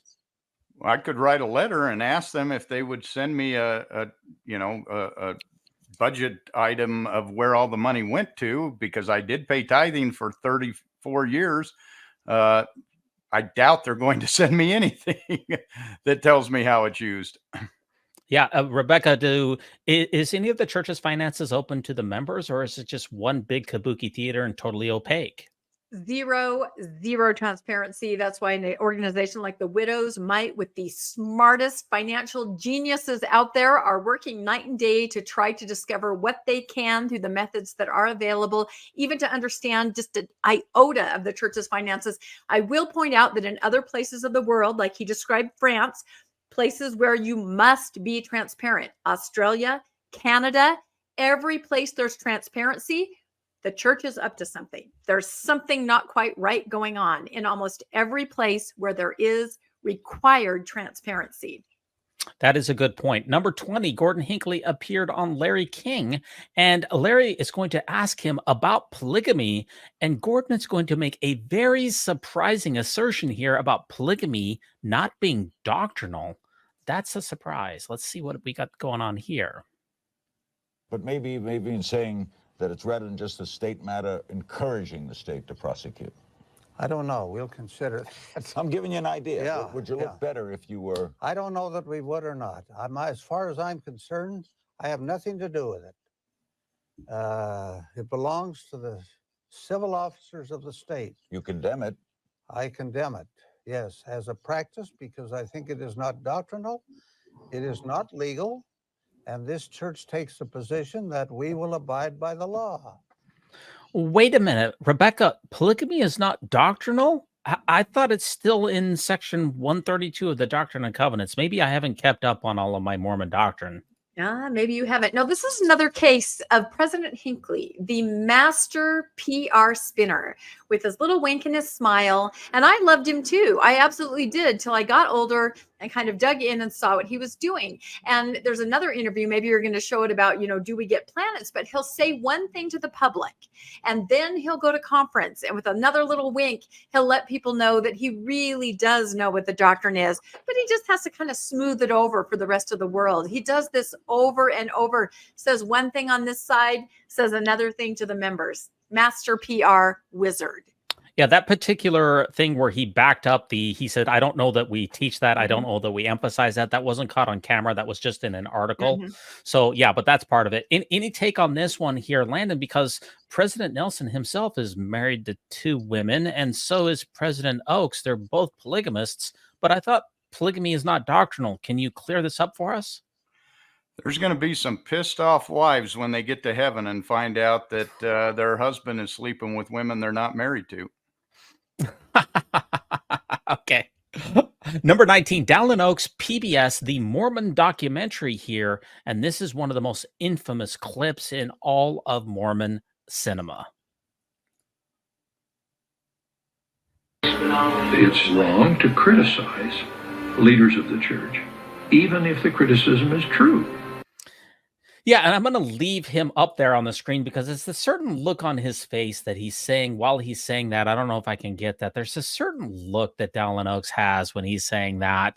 And that is absolute cringe here, saying, you know, even if a church leader has done something wrong or taught something wrong or is just completely wrong, you can't even say one thing about it because you're evil, speaking of the Lord's anointed, which is what you promised not to do in the temple. Any thoughts on this one, guys? Just the aspect of high control, right? There's no way that you can reach the leaders, ask the leaders anything, talk to the leaders, make a statement where you might question what they're saying. There's absolutely none. And when I see that clip, just the way his lips are kind of curling up, it reminds me of, well, sort of, you know, his heart was 3 sizes too small, right? So it does. It just does. You know, this isn't that unusual. There's a lot of places where, you know, you can't criticize the leaders, even if they might be wrong. You know, North Korea, China, Iran. There's a lot of places that you don't criticize the leaders. We all should not criticize our leaders and be in happy places like that. Yeah, and I believe this is what you were talking about here, Rebecca. Is that about right? I didn't say it out loud. I just quoted a little part of a poem.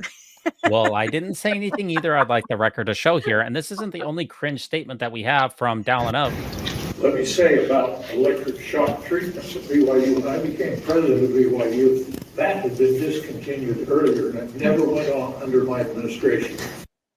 Well, wait a minute. He's saying that electric shock therapy didn't occur at BYU during his administration, where certain gay students were hooked up to electrodes and shocked. But it seems like that's been fact-checked. Can you help us out on that one, Landon? Not just gay people were shocked, straight people were electroshocked. Mormonish has an episode coming up. We have talked to a man who went through this electroshock therapy while at BYU, being a straight man simply because his bishop suspected he was gay and asked him to go to this, encouraged greatly from the university to go and through this therapy. So this is an episode coming up. You're going to be shocked when you see it. Well, let me just ask you, Rebecca, is this a lie or is this just poor memory? Can you answer that question for us? I hope you didn't really mean to say shocked, Landon, because this is not at all a laughing matter. No, he was president through 1980 or 81. And there are 14 men that were in a study voluntarily that happened during that time. And of course, as Landon alluded to, we have stumbled across something that is beyond that, as far as people in power at the university reaching out to people and telling them they have to undergo this. So you're going to want to watch to catch that episode. But again, does the president of the university know what's going on at the university? The person that we spoke to that we're going to air the episode on, everyone around him knew, his bishop knew, his home bishop knew, his guidance counselor knew, his professor knew. Everybody associated with campus knew that he was undergoing this. So does the president know what a professor knows, what a bishop knows, what a guidance counselor knows? I'm not sure. I can't say, but everyone around this gentleman that we talked to seemed to know and encourage him to go to this treatment. Okay, good to know. We'll be looking forward to that episode on the Mormonish podcast. We'll be definitely want to watch that one. Next up, we have a whole section here, guys, on Brad Wilcox. He's going to make our list quite a few times. I'm going to need more cake. This keeps getting better and better, doesn't it? You keep thinking it's going to get worse, but it's getting better.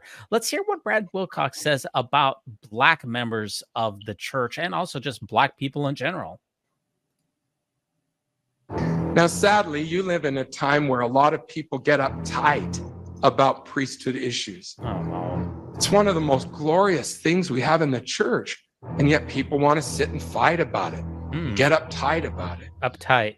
Now, I don't mean to oversimplify a complex issue, but I sure think we make it a little harder than it needs to be. Really? How come the blacks didn't get the priesthood until 1978? What's up with that, Brother Wilcox? What, Brigham Young was a jerk? Members of the church were prejudiced? Maybe we're asking the wrong question. Uh-oh. Maybe instead of saying, why did the blacks have to wait until 1978? Uh-oh. Maybe what we should be asking is, why did the whites and other races have to wait until 1829? Guys, help me out. Help me. Okay, so he is Teflon Brad. I thought for sure that was the end of him. Didn't you also? There's no way that you come back from a statement like that. And everything, all the aftermath. There's no way that you come back. Not only did he come back, he's promoted into the Young Men's presidency. He's now using his middle initial and going by Brad Lee. He's obviously on the fast track to become an apostle. I just can't fathom it. I cannot fathom it. Landon, why is it that why are we asking the wrong question about all of this anyway? It's all about the whites, isn't it, Landon? Yeah, I think we should ask why is Brad being promoted in the church? That almost shows that the church is fully supporting what Brad is saying. That seems to be what I get out of that they just keep moving him up. Yep, there's no accountability in the church for the senior leaders of the church. There's absolutely none whatsoever. You can say anything or do almost anything, including criminal or homophobic or racist comments, and you will not be held to account. In fact, you will be promoted. Now, this next one here, Brad talks about how atheists out there, folks, that they can actually kill you. No, I am not at all exaggerating about this. Atheists are dangerous, according to Bradley R. Wilcox. Brad Wilcox is added again. Well, actually, this footage is from 2021, but it has been doing the rounds recently, so let's take a look. Studies show that when the bus goes off the road, when the train derails, when the plane is coming down for an emergency landing, that in that moment of crisis, the believers are the ones who will turn and help someone else. The non-believers are the ones who will step on anybody they have to in order to get to their own selfish desire and reach their own selfish goal. Which studies? Name them. Because if you are going to demonize an entire group of people as immoral simply because they do not believe in God and say that studies show this to be the case, you'd better bring the receipts. Particularly as this was your argument to undermine an actual study that showed a majority of people do not think a belief in God is necessary to be moral. The global God divide. Let me know what you think. Landon, it's those filthy atheists that could kill you. They're going to stomp on you. If that bus is going down, you better just stick with the believers. You know what I'm saying?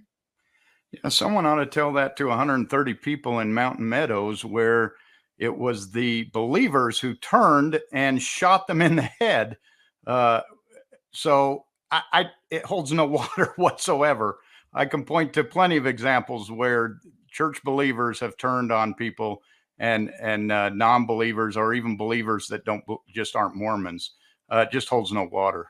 And Rebecca, this is a perfect example of where Brad Wilcox is going to turn you against your neighbor. It's an us versus them mentality, and he's fear-mongering, and there's no studies that are associated with that I'm aware of. No, that's exactly right. I had to have like 5 pieces of cake. I was shoveling it in while I was watching that because I hate that clip so much. It absolutely is fear mongering, and it leads people like our family members, our children and parents to say to us, how will you be moral now that you've left the church? How will you be moral? Well, maybe we all have a moral inner compass. Maybe that's what we're following, right? This bothers me so much. It absolutely is fear mongering and very damaging. Yeah, it's absolutely horrible rhetoric. And there's also another one here where Brad Wilcox is going to talk about your nipples. No, I'm not making this stuff up here, folks. He just had a good vibe. He knew the beats. He knew when kids were going to laugh. And even for your nipples to stick out away from your body. Now, at first you're freaking out. You're like, I'm turning into my mom. But you're not. I know that's a quick clip here, but that is Pete Cringe here because he teaches maturation and he's talking about celestial nipples here. No, I'm not exaggerating here.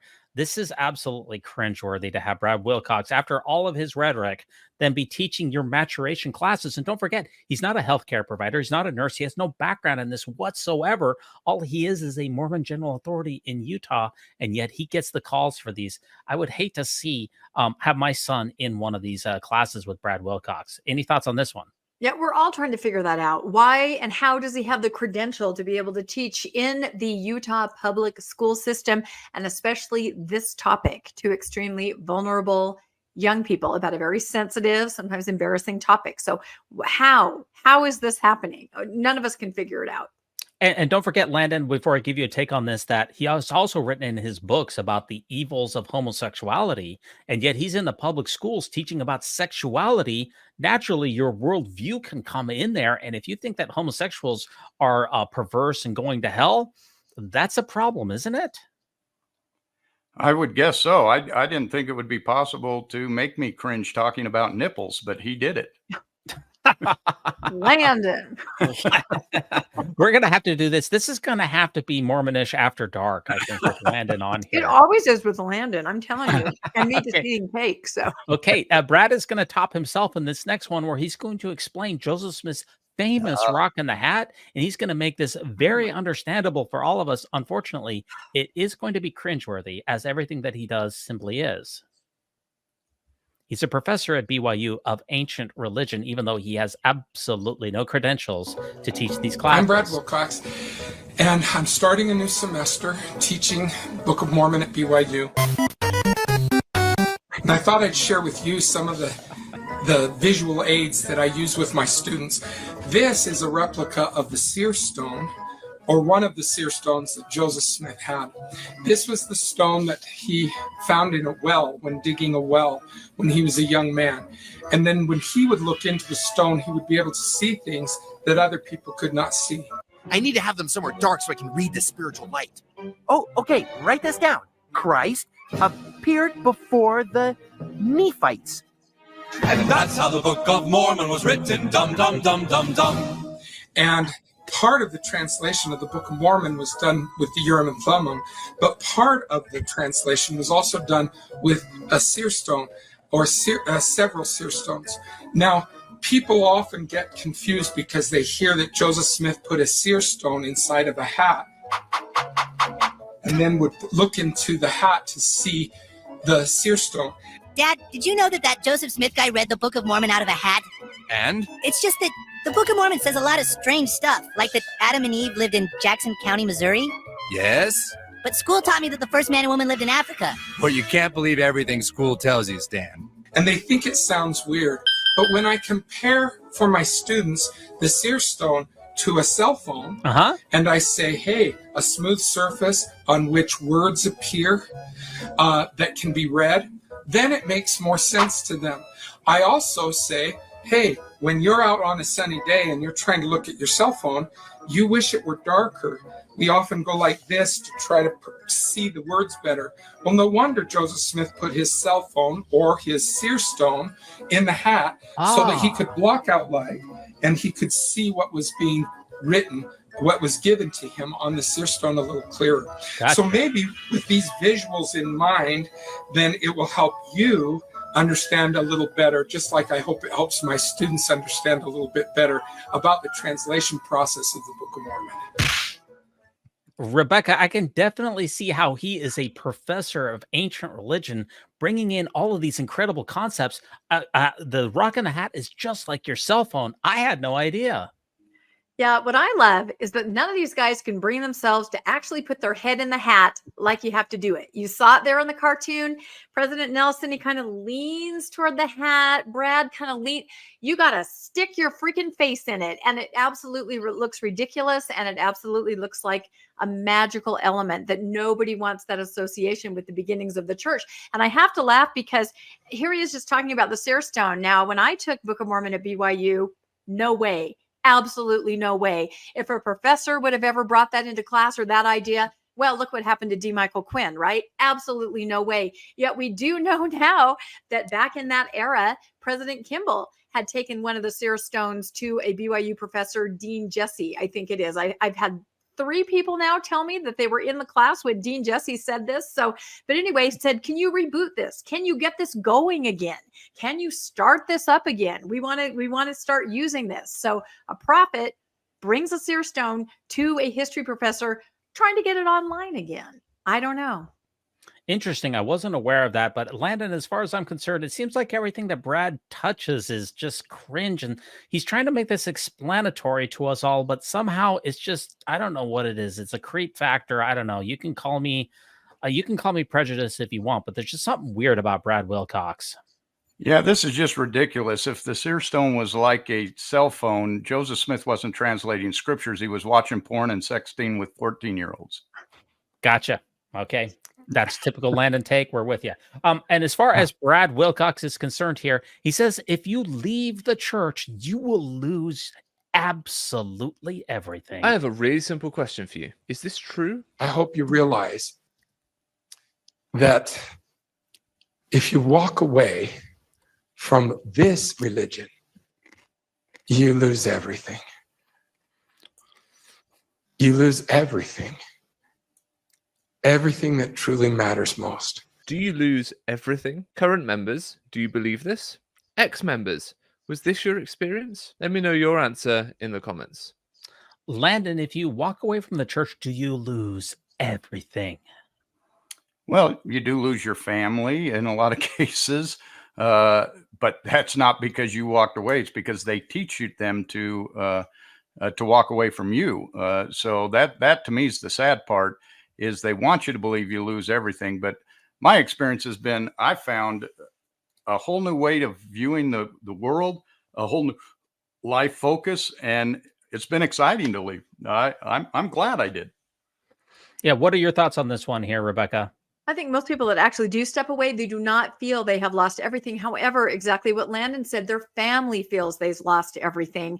And that's what makes it so sad, is that your family is devastated for you. It usually causes a rift. As Landon said, you can lose family members, you can lose connection. And so it's not that you're losing, that the believers have been told that you're going to lose everything. And that's how they operate. That's the mindset. And they're devastated for you. Yeah, gotcha.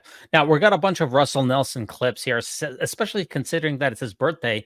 And by the way, I do have this ticker on the bottom. Do you guys want me to run this President Nelson 100-year birthday special? How do you like that banner? Yeah, I love that. I absolutely love that. Now, his actual birthday is on September 9th. We are going to be airing this sometime during his birthday week.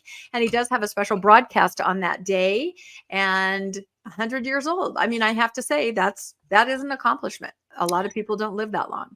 That certainly is. And here we get probably his most famous address, in my opinion. He could not wait to rush this one out here, where he said that if you use the word Mormon, that's a major victory for Satan.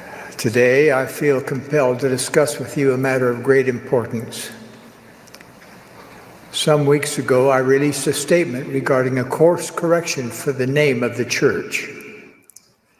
I did this because the Lord impressed upon my mind the importance of the name he decreed for his church. Gotcha. Even the Church of Jesus Christ of Latter-day Saints. Okay. Let me explain why we care so deeply about this issue. He's really serious. The name of the church is not negotiable. The name of the church is not negotiable. When the Savior clearly states what the name of his church should be, and even precedes his declaration with, "Thus shall my church be called," he's serious. Oh. And if we allowed nicknames to be used or adopt or even sponsor those nicknames ourselves, he is offended. Wow. He is offended. Really? He is offended. Gotcha. To remove the Lord's name from the Lord's church is a major victory for Satan. Bam. Is a major victory for Satan. Yes. Okay. Do nicknames, we'll start with you, Landon. Do nicknames offend Jesus? I was just wondering when he was speaking about that, did he ever go by Russ? I wonder in his lifetime. That would be the same thing. Yeah, and the most amazing thing about this, Rebecca, is that the church spent millions of dollars on the I Am a Mormon campaign, but Rusty has been trying to get rid of this name for a long, long time, hasn't he? He has, and he was sort of censured publicly because of that by President Hinckley, who said, no, Mormon is a good name, means more good. I did get some information, somebody who has some contacts inside church headquarters. They said that a lot of people in the media department are still sitting on the Mormon material, the Mormon name, because they feel when President Nelson is no longer the prophet, that it will gradually return to what it was. They also say in the media department, according to this source, that it has wreaked havoc, as we all knew it would, SEO, on the brand of the church, and it has actually had a very negative consequence. And I will say, as far as personal interactions, it is a way that really lets people shut you down. I have a family member who is in, a family member who is out. The family member who is out was having a very heartfelt conversation with the other family member saying, oh, it's just so hard. I mean, when you're a Mormon, let me stop you right there. We're not Mormons. We're members of the church, shuts the conversation down right there. And it happens all the time. It happens in comments on social media. It's a way to other people. Well, I still say I'm a Mormon. We're all Mormons. We were Mormons. Careful. Again, the victory. It's like Beetlejuice. I'm going to say Mormon. Any question, she's an apostate. That's right. That's it. No, it just, this really bugs me, this whole thing, because it's not correct. Not at all. I am absolutely shocked about what I am hearing right here, especially after we just heard President Nelson say that that's a major victory for Satan. I am shocked to the core. I never thought I'd hear Rebecca say the M word. The M word? Mormon. Okay, no, I think it is going to go back. I predict it will, because I think people are tired of having to say that long name, and no one knows who you are. Tell me you're a Mormon without saying you're a Mormon. It's impossible.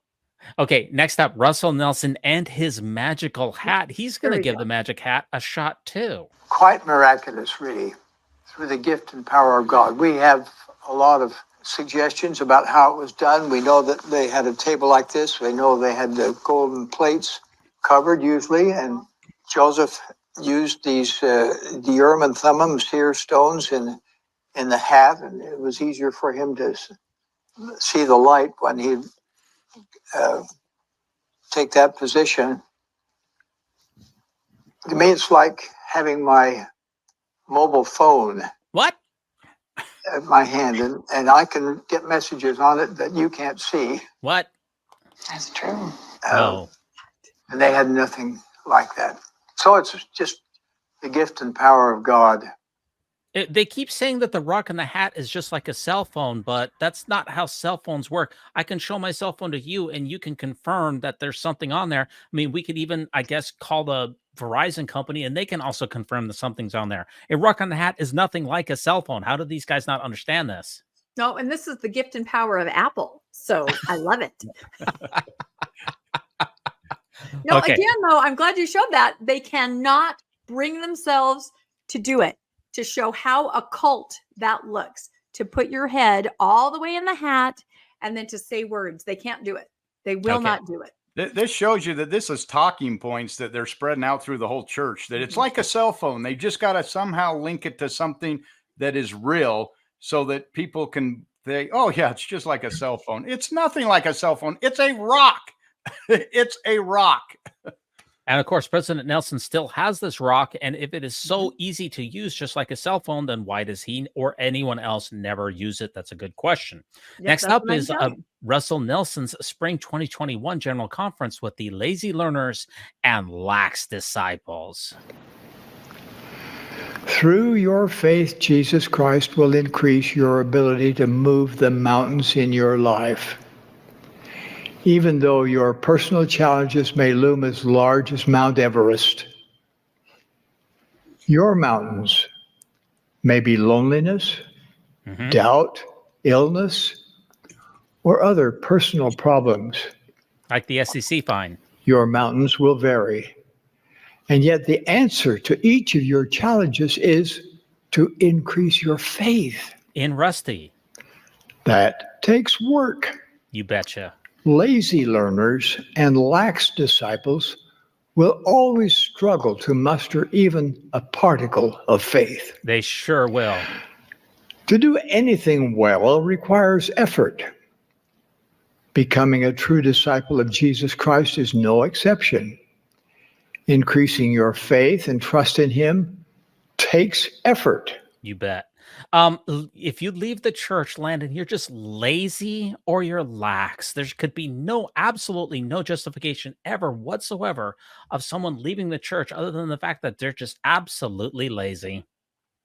Yeah, I spent 4 years studying every single thing I could get my hands on during my faith crisis. I talked to every apologist, I talked to bishops, I talked to stake presidents, I talked to institute instructors trying to get my questions answered. And guess what? They didn't have any answers.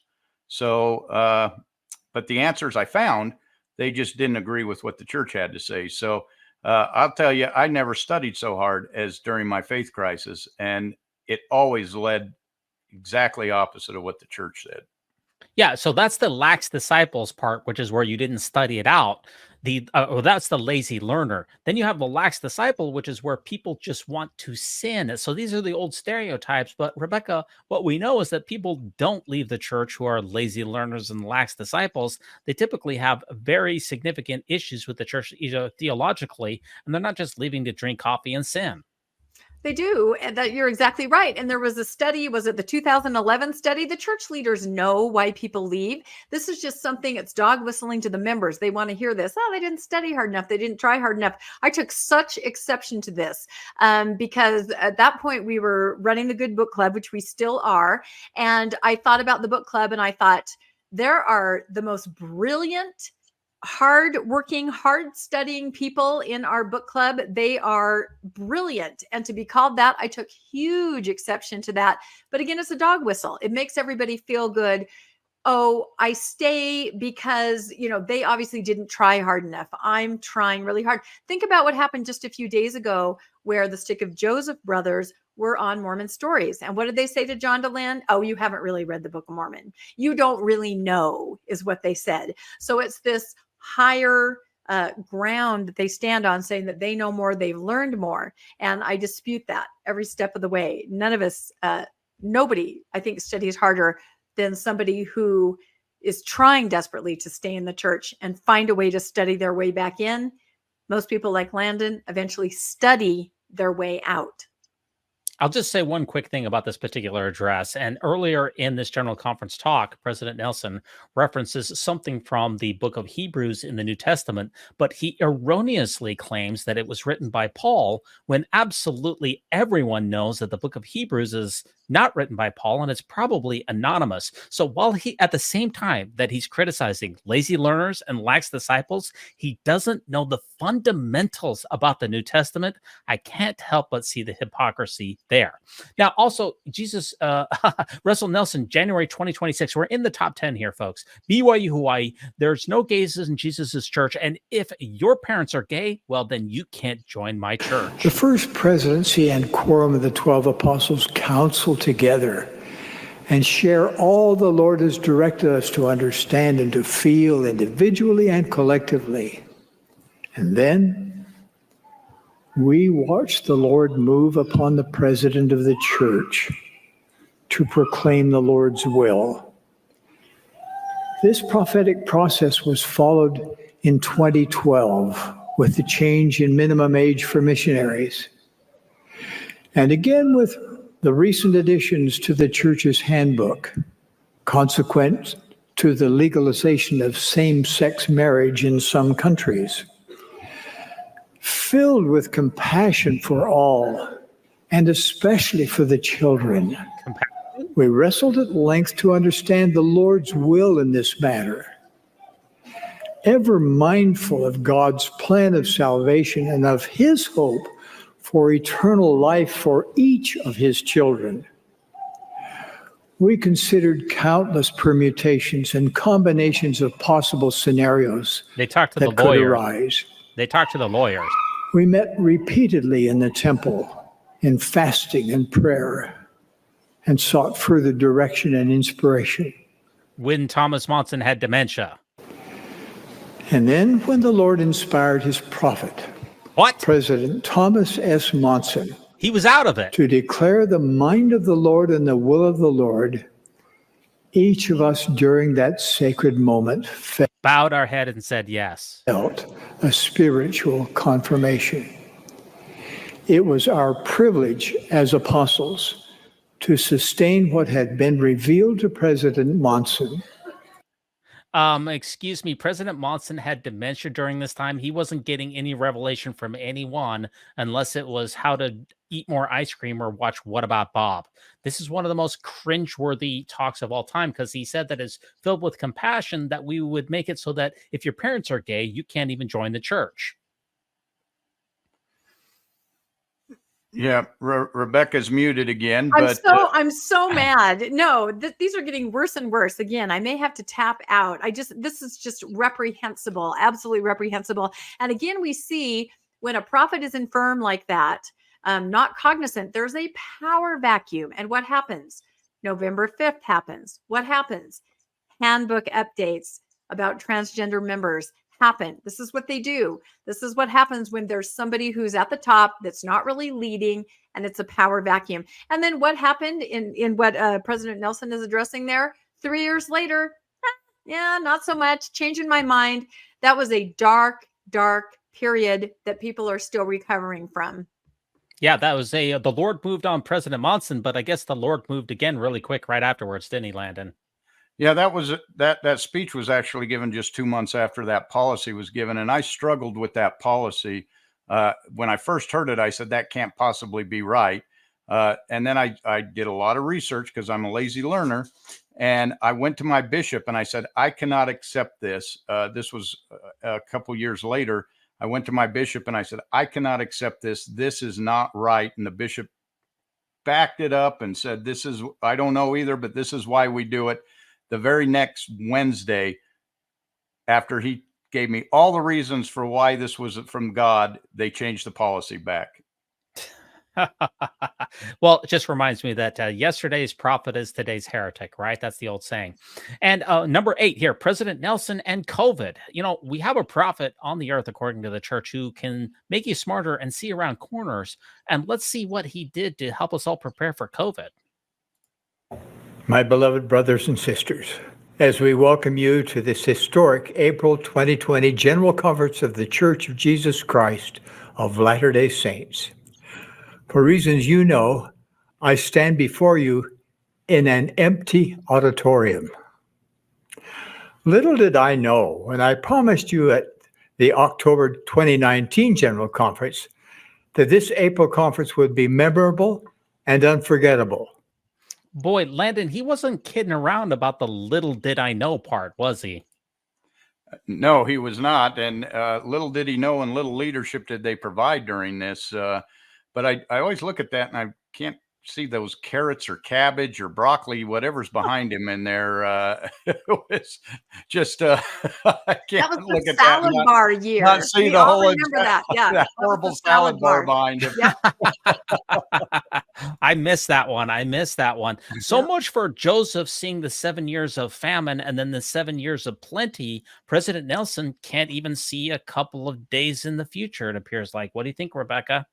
Well, and he did make that prediction before about this conference will be like no other. So I think inside he's going, I'm glad something happened, right? Because we're still waiting for what was it a couple years ago? You will see the Lord's power unleashed, my reign. Remember that? And we're still kind of waiting to see what that is. You mean the greatest manifestation of the Savior's power that we've ever seen? Power. Yep, exactly.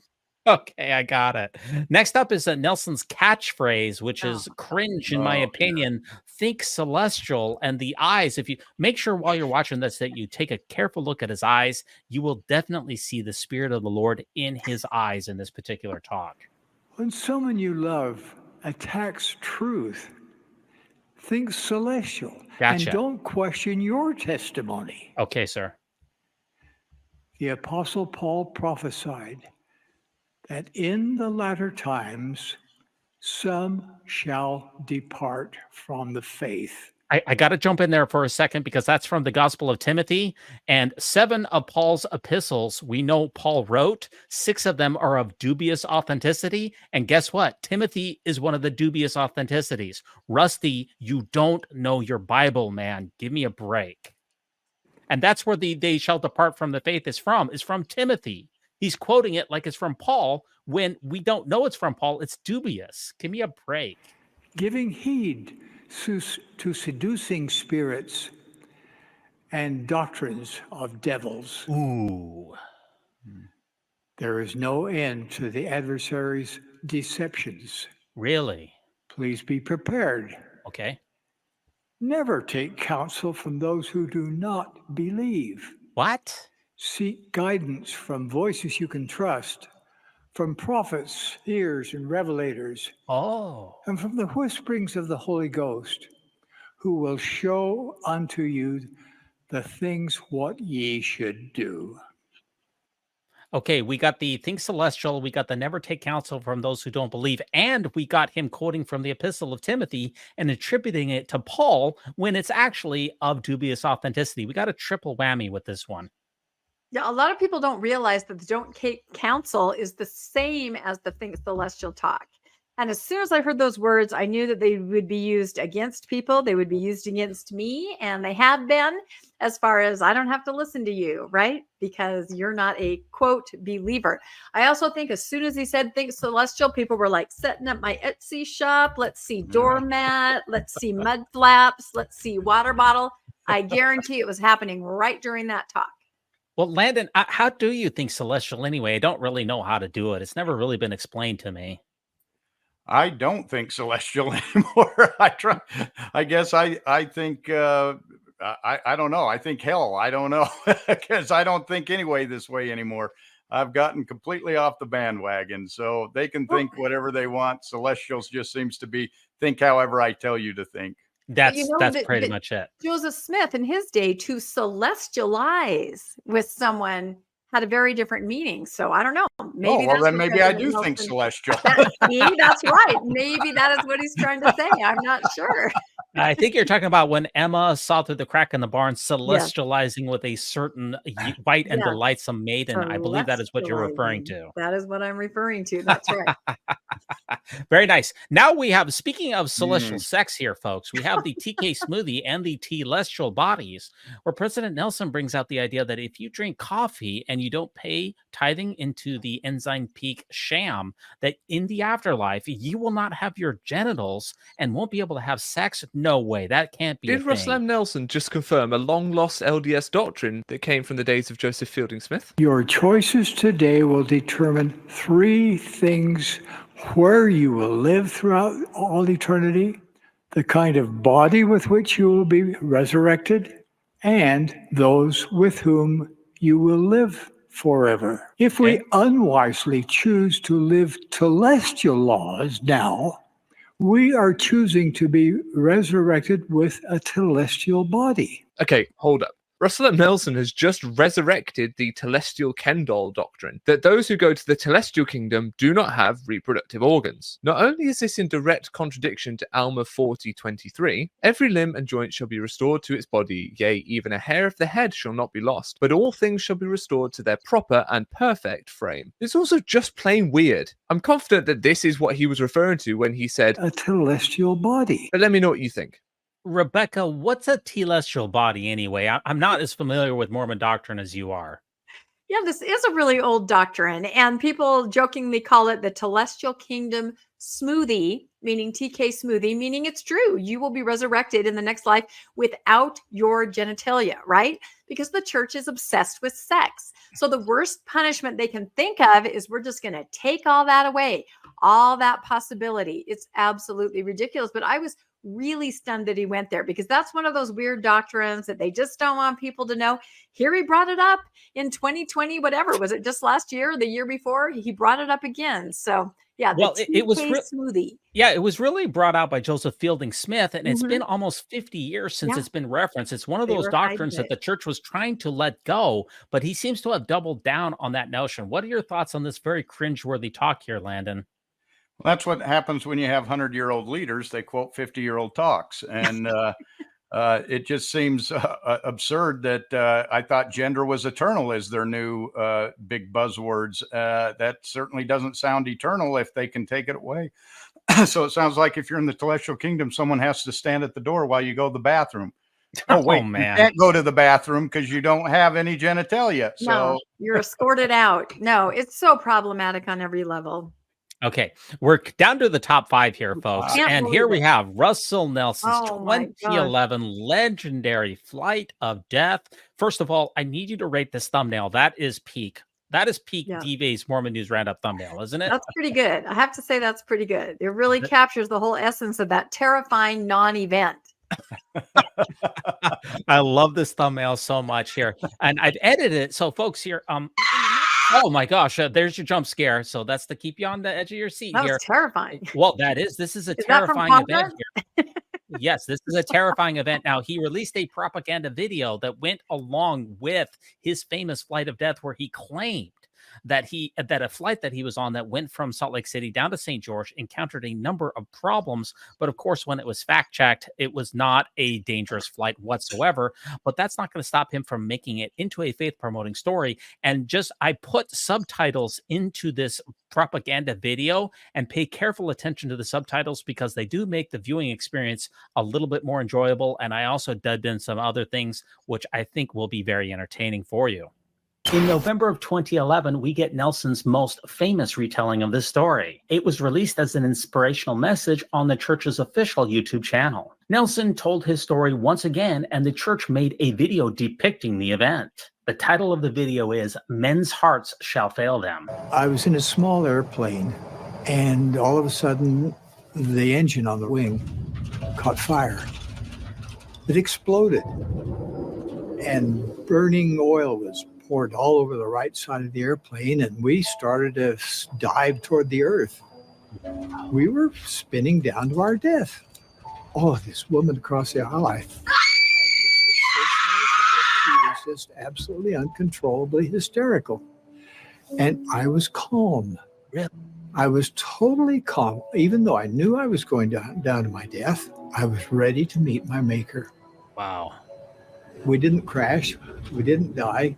The spiral dive extinguished the flame. The pilot got control and started the other engine up. And we made an emergency landing out in the field.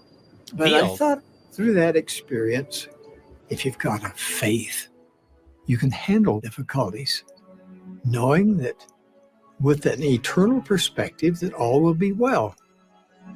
In Luke 21, the earth shall be in distress, nations with perplexity, the seas and the waves roaring, men's hearts failing them for fear. What we're seeing is a prediction that in these latter days, people will be afraid. Men's hearts are failing, and that includes women. Including women. Because they forget their identity and their purpose. And a prophet. Heartaches will come. That's for you, Landon. Through the death of a wife and the death of a daughter. I've seen the troubles that divorce brings.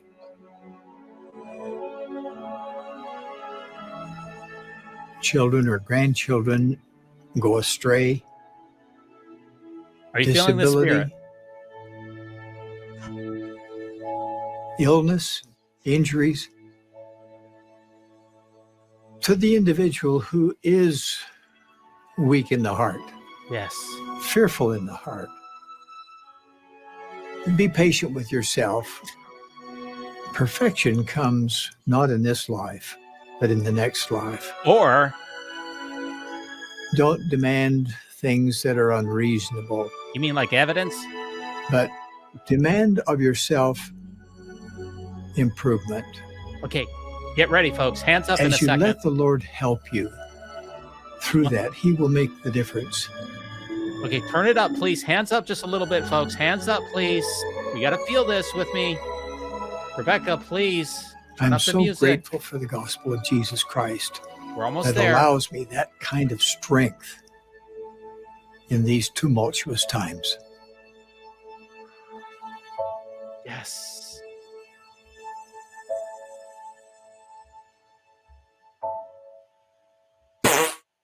Oh my gosh.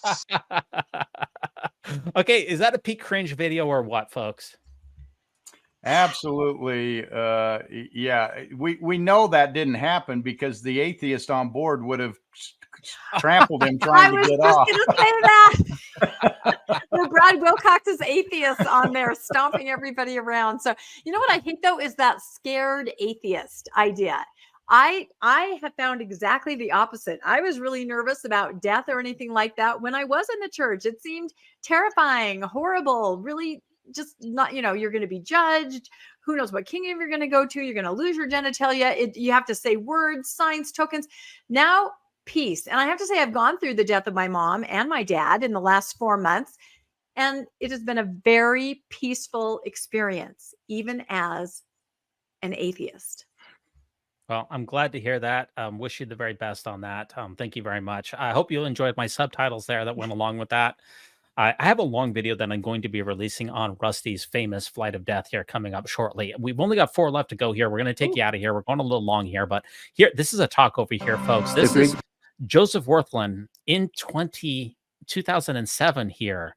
He's just so old, and President Nelson is behind him, but this is just, can't we just let Joseph Wirthlin go home? He doesn't look like he's up to the challenge, guys. I mean, I don't want to mock anybody, but that's not how you do it. You know what I'm saying? Man, it's tough to watch these. You see, he's behind. Rusty's helping him out, but I just wish that they would let Wirthlin go home to his family. I personally see that as peak cringe, but maybe I'm at the wrong crowd. Okay, last 3 here. Well, these will take us out on a little bit of a higher note. Russell Ballard put on a little lipstick. I missed it on this one. I just simply say to you, brethren, wake up. Open your eyes and look around a little. And you beautiful girls. Whoa. Don't wander around looking like men. Like men? Put on a little lipstick now and then and look a little charming. Little lipstick? It's that simple. Really?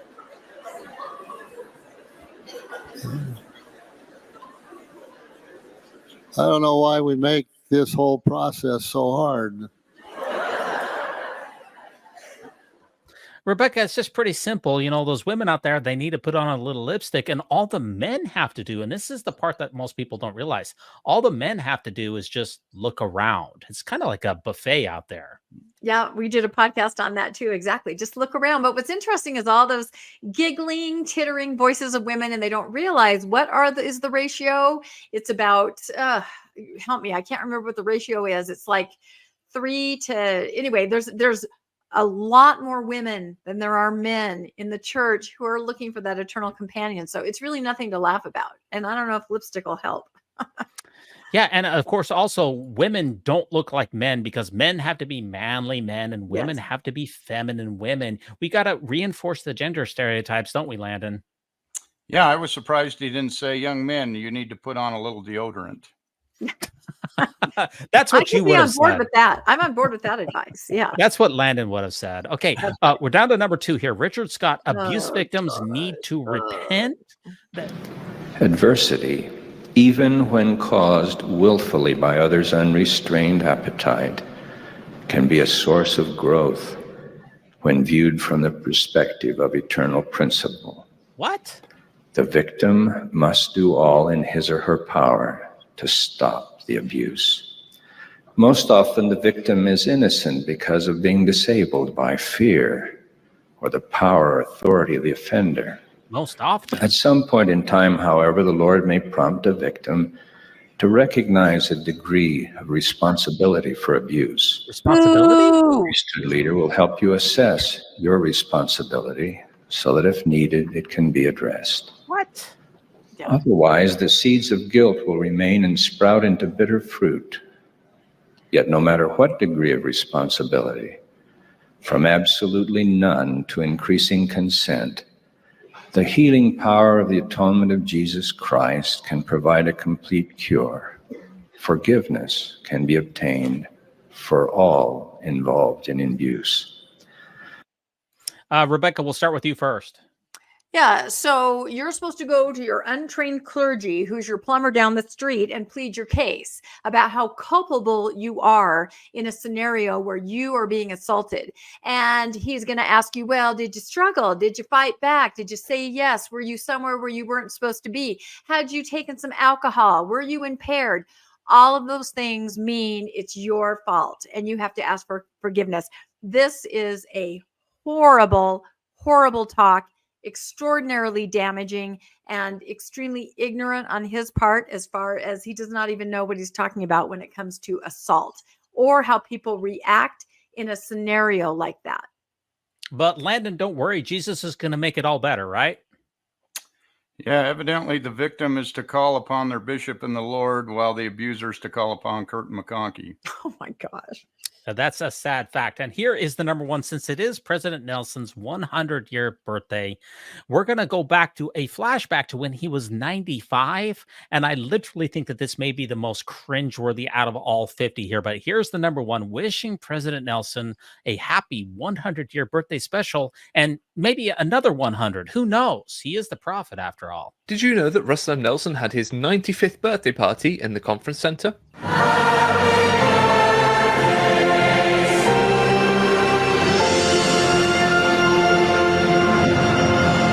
Yes. Nice. Ooh. Yeah.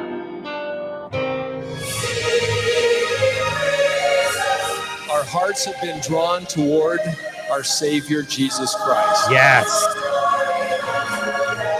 We are so grateful that President Russell Marion Nelson is called to be his living prophet on the earth today. Oh. Happy birthday, President Nelson. Happy birthday. Is this an appropriate use of tithepayers' money? Is this prophet worship? Let me know what you think in the comments. What do you guys think about the 95th birthday party? What do you think about that one? It's happy birthday, dear leader. That's all I can say. And I was just, Landon and I were talking about this. Can you think of any other prophet that had a birthday like that? Yeah, I remember President Hinckley had a birthday, but it wasn't quite as extravagant as that one. You know what I'm saying? Yeah, this man takes birthday parties to a new height. It's like, oh, my birthday's coming up. Do something, everyone. That seems to be just ridiculous. What really impressed me is I didn't know Nemo had been covering this stuff for 5 years. So well done, Nemo. Nemo's been out there. Are you kidding? He's been there a long time. Yeah. And that does take us. That was the number one, guys. What was the most cringeworthy moment? We can start with you, Rebecca. There was a lot to choose from, but what is the number one most cringeworthy moment that I put together in the top 50? Can you think back? And the question will go to you next, Landon. What do you think? You know, cringeworthy is so subjective because some things were funny, cringe. Other things were so disturbing, they made me want to cry. So it's hard to kind of put those in the same category. I have to say the one that just really bothers me the most is Brad Wilcox and his atheists stomping on people when there's a disaster, because I really take exception to that. But all of these 50, they all can stand alone. They're all good. But if I have to pick one, the one that just makes me so mad, it has to be that one probably. Okay, Landon, what about you? I'm going to say the press conference at the National Press Conference with who was it that did the Dallin press Oaks? No, not Oaks. Where he talked about the amount of money that the church had, and that they just recently. Gordon Hinckley? No. Oh, God. Is this one that wasn't on the thing? David Bednar at the National Press Yes, Club? when Bednar went to the National Press Conference and tried to answer questions about the church's wealth and said millions instead of billions. Yeah. Okay. That's so you picked one that wasn't in these 50. Okay, so you that's picked one that I missed. Well, he said, what did I miss? So I was going with one that I didn't see in there. Oh, okay. I got you. Yes, I did neglect to. David Bednar did appear, but yes, the National Press Club briefing back in, I believe it was May of 2022. Yeah, there was some cringeworthy moments there, to be sure. My personal most cringeworthy moment out of all of them is Jeff Holland in the MTC. That was a highly disturbing leaked video. And far from people out there saying that Jeff Holland is an empathetic and loving leader, he uses fear-mongering to control his flock, which is reprehensible. Guys, we did it. This is, hey, deleted scenes. Hey, you guys remember when that happened? Yeah. Yes, that was so fun. On my patio. That's right. Yeah, I put the balloons in there for the birthday party. I think we did a pretty good job with summing this all up. Don't you think? I did fix the video there. This is two Mormon podcasting legends and their understudy. Someday, guys, I will reach those vaunted heights of the Mormonish podcast. What do you think? Yeah, I feel like if I remember that visit correctly to Mormonish Studio North, you were trying to help us learn to use StreamYard. So who's the understudy now, right? No, you're amazing. And we're really happy that we got to collaborate on this. I hope that people will now go practice some self-care, maybe cake or something, because a lot of these were really hard to watch. But it's important, I think, to put these things all in perspective and go through them. So, and I guess I'll throw out just at the end your final slide, and I'll ask our audience who's watching, what did you think was the most cringiest moment? And like Landon answered, what did we miss? We know there are things that we missed, but we can't go on all night. So thank you, Landon, for co-hosting. And thank you, DeVays from Mormon News Roundup, an amazing show, for putting this all together for us. It was incredible. Please comment and let us know what you thought about all these moments and everything we talked about. And please like and subscribe to Mormonish Podcast and Mormon News Roundup. And if you'd like to be made aware of when new episodes come out, you can hit the notification bell on Mormonish or Mormon News Roundup. You can always donate to either of our podcasts. We on Mormonish have links in our show notes to Donor Box. We're a 501(c), and we absolutely appreciate all of you that do. And I know that Mormon News Roundup has an amazing Patreon that you can get all the really good stuff. So check that out for sure. Also, merch store on Mormonish. We have all kinds of fun merch that's also in our show notes. And again, we'll just say good night, everybody, and happy birthday week to President Nelson. And we will see you on next time on Mormonish Podcast and the Mormon News Roundup. Bye, everybody. Thank you. Bye-bye. Landon. Thank you, DeVay. Thanks for joining us for another episode of Mormonish. We really appreciate our listeners and would love to hear from you if you have a story you'd like to share. You can email us at mormonishpodcast@gmail.com. You can also find us on Facebook, Instagram, and on our website, mormonishpodcast.org. And don't forget to look for us on YouTube and like and subscribe. Keep joyful, everybody.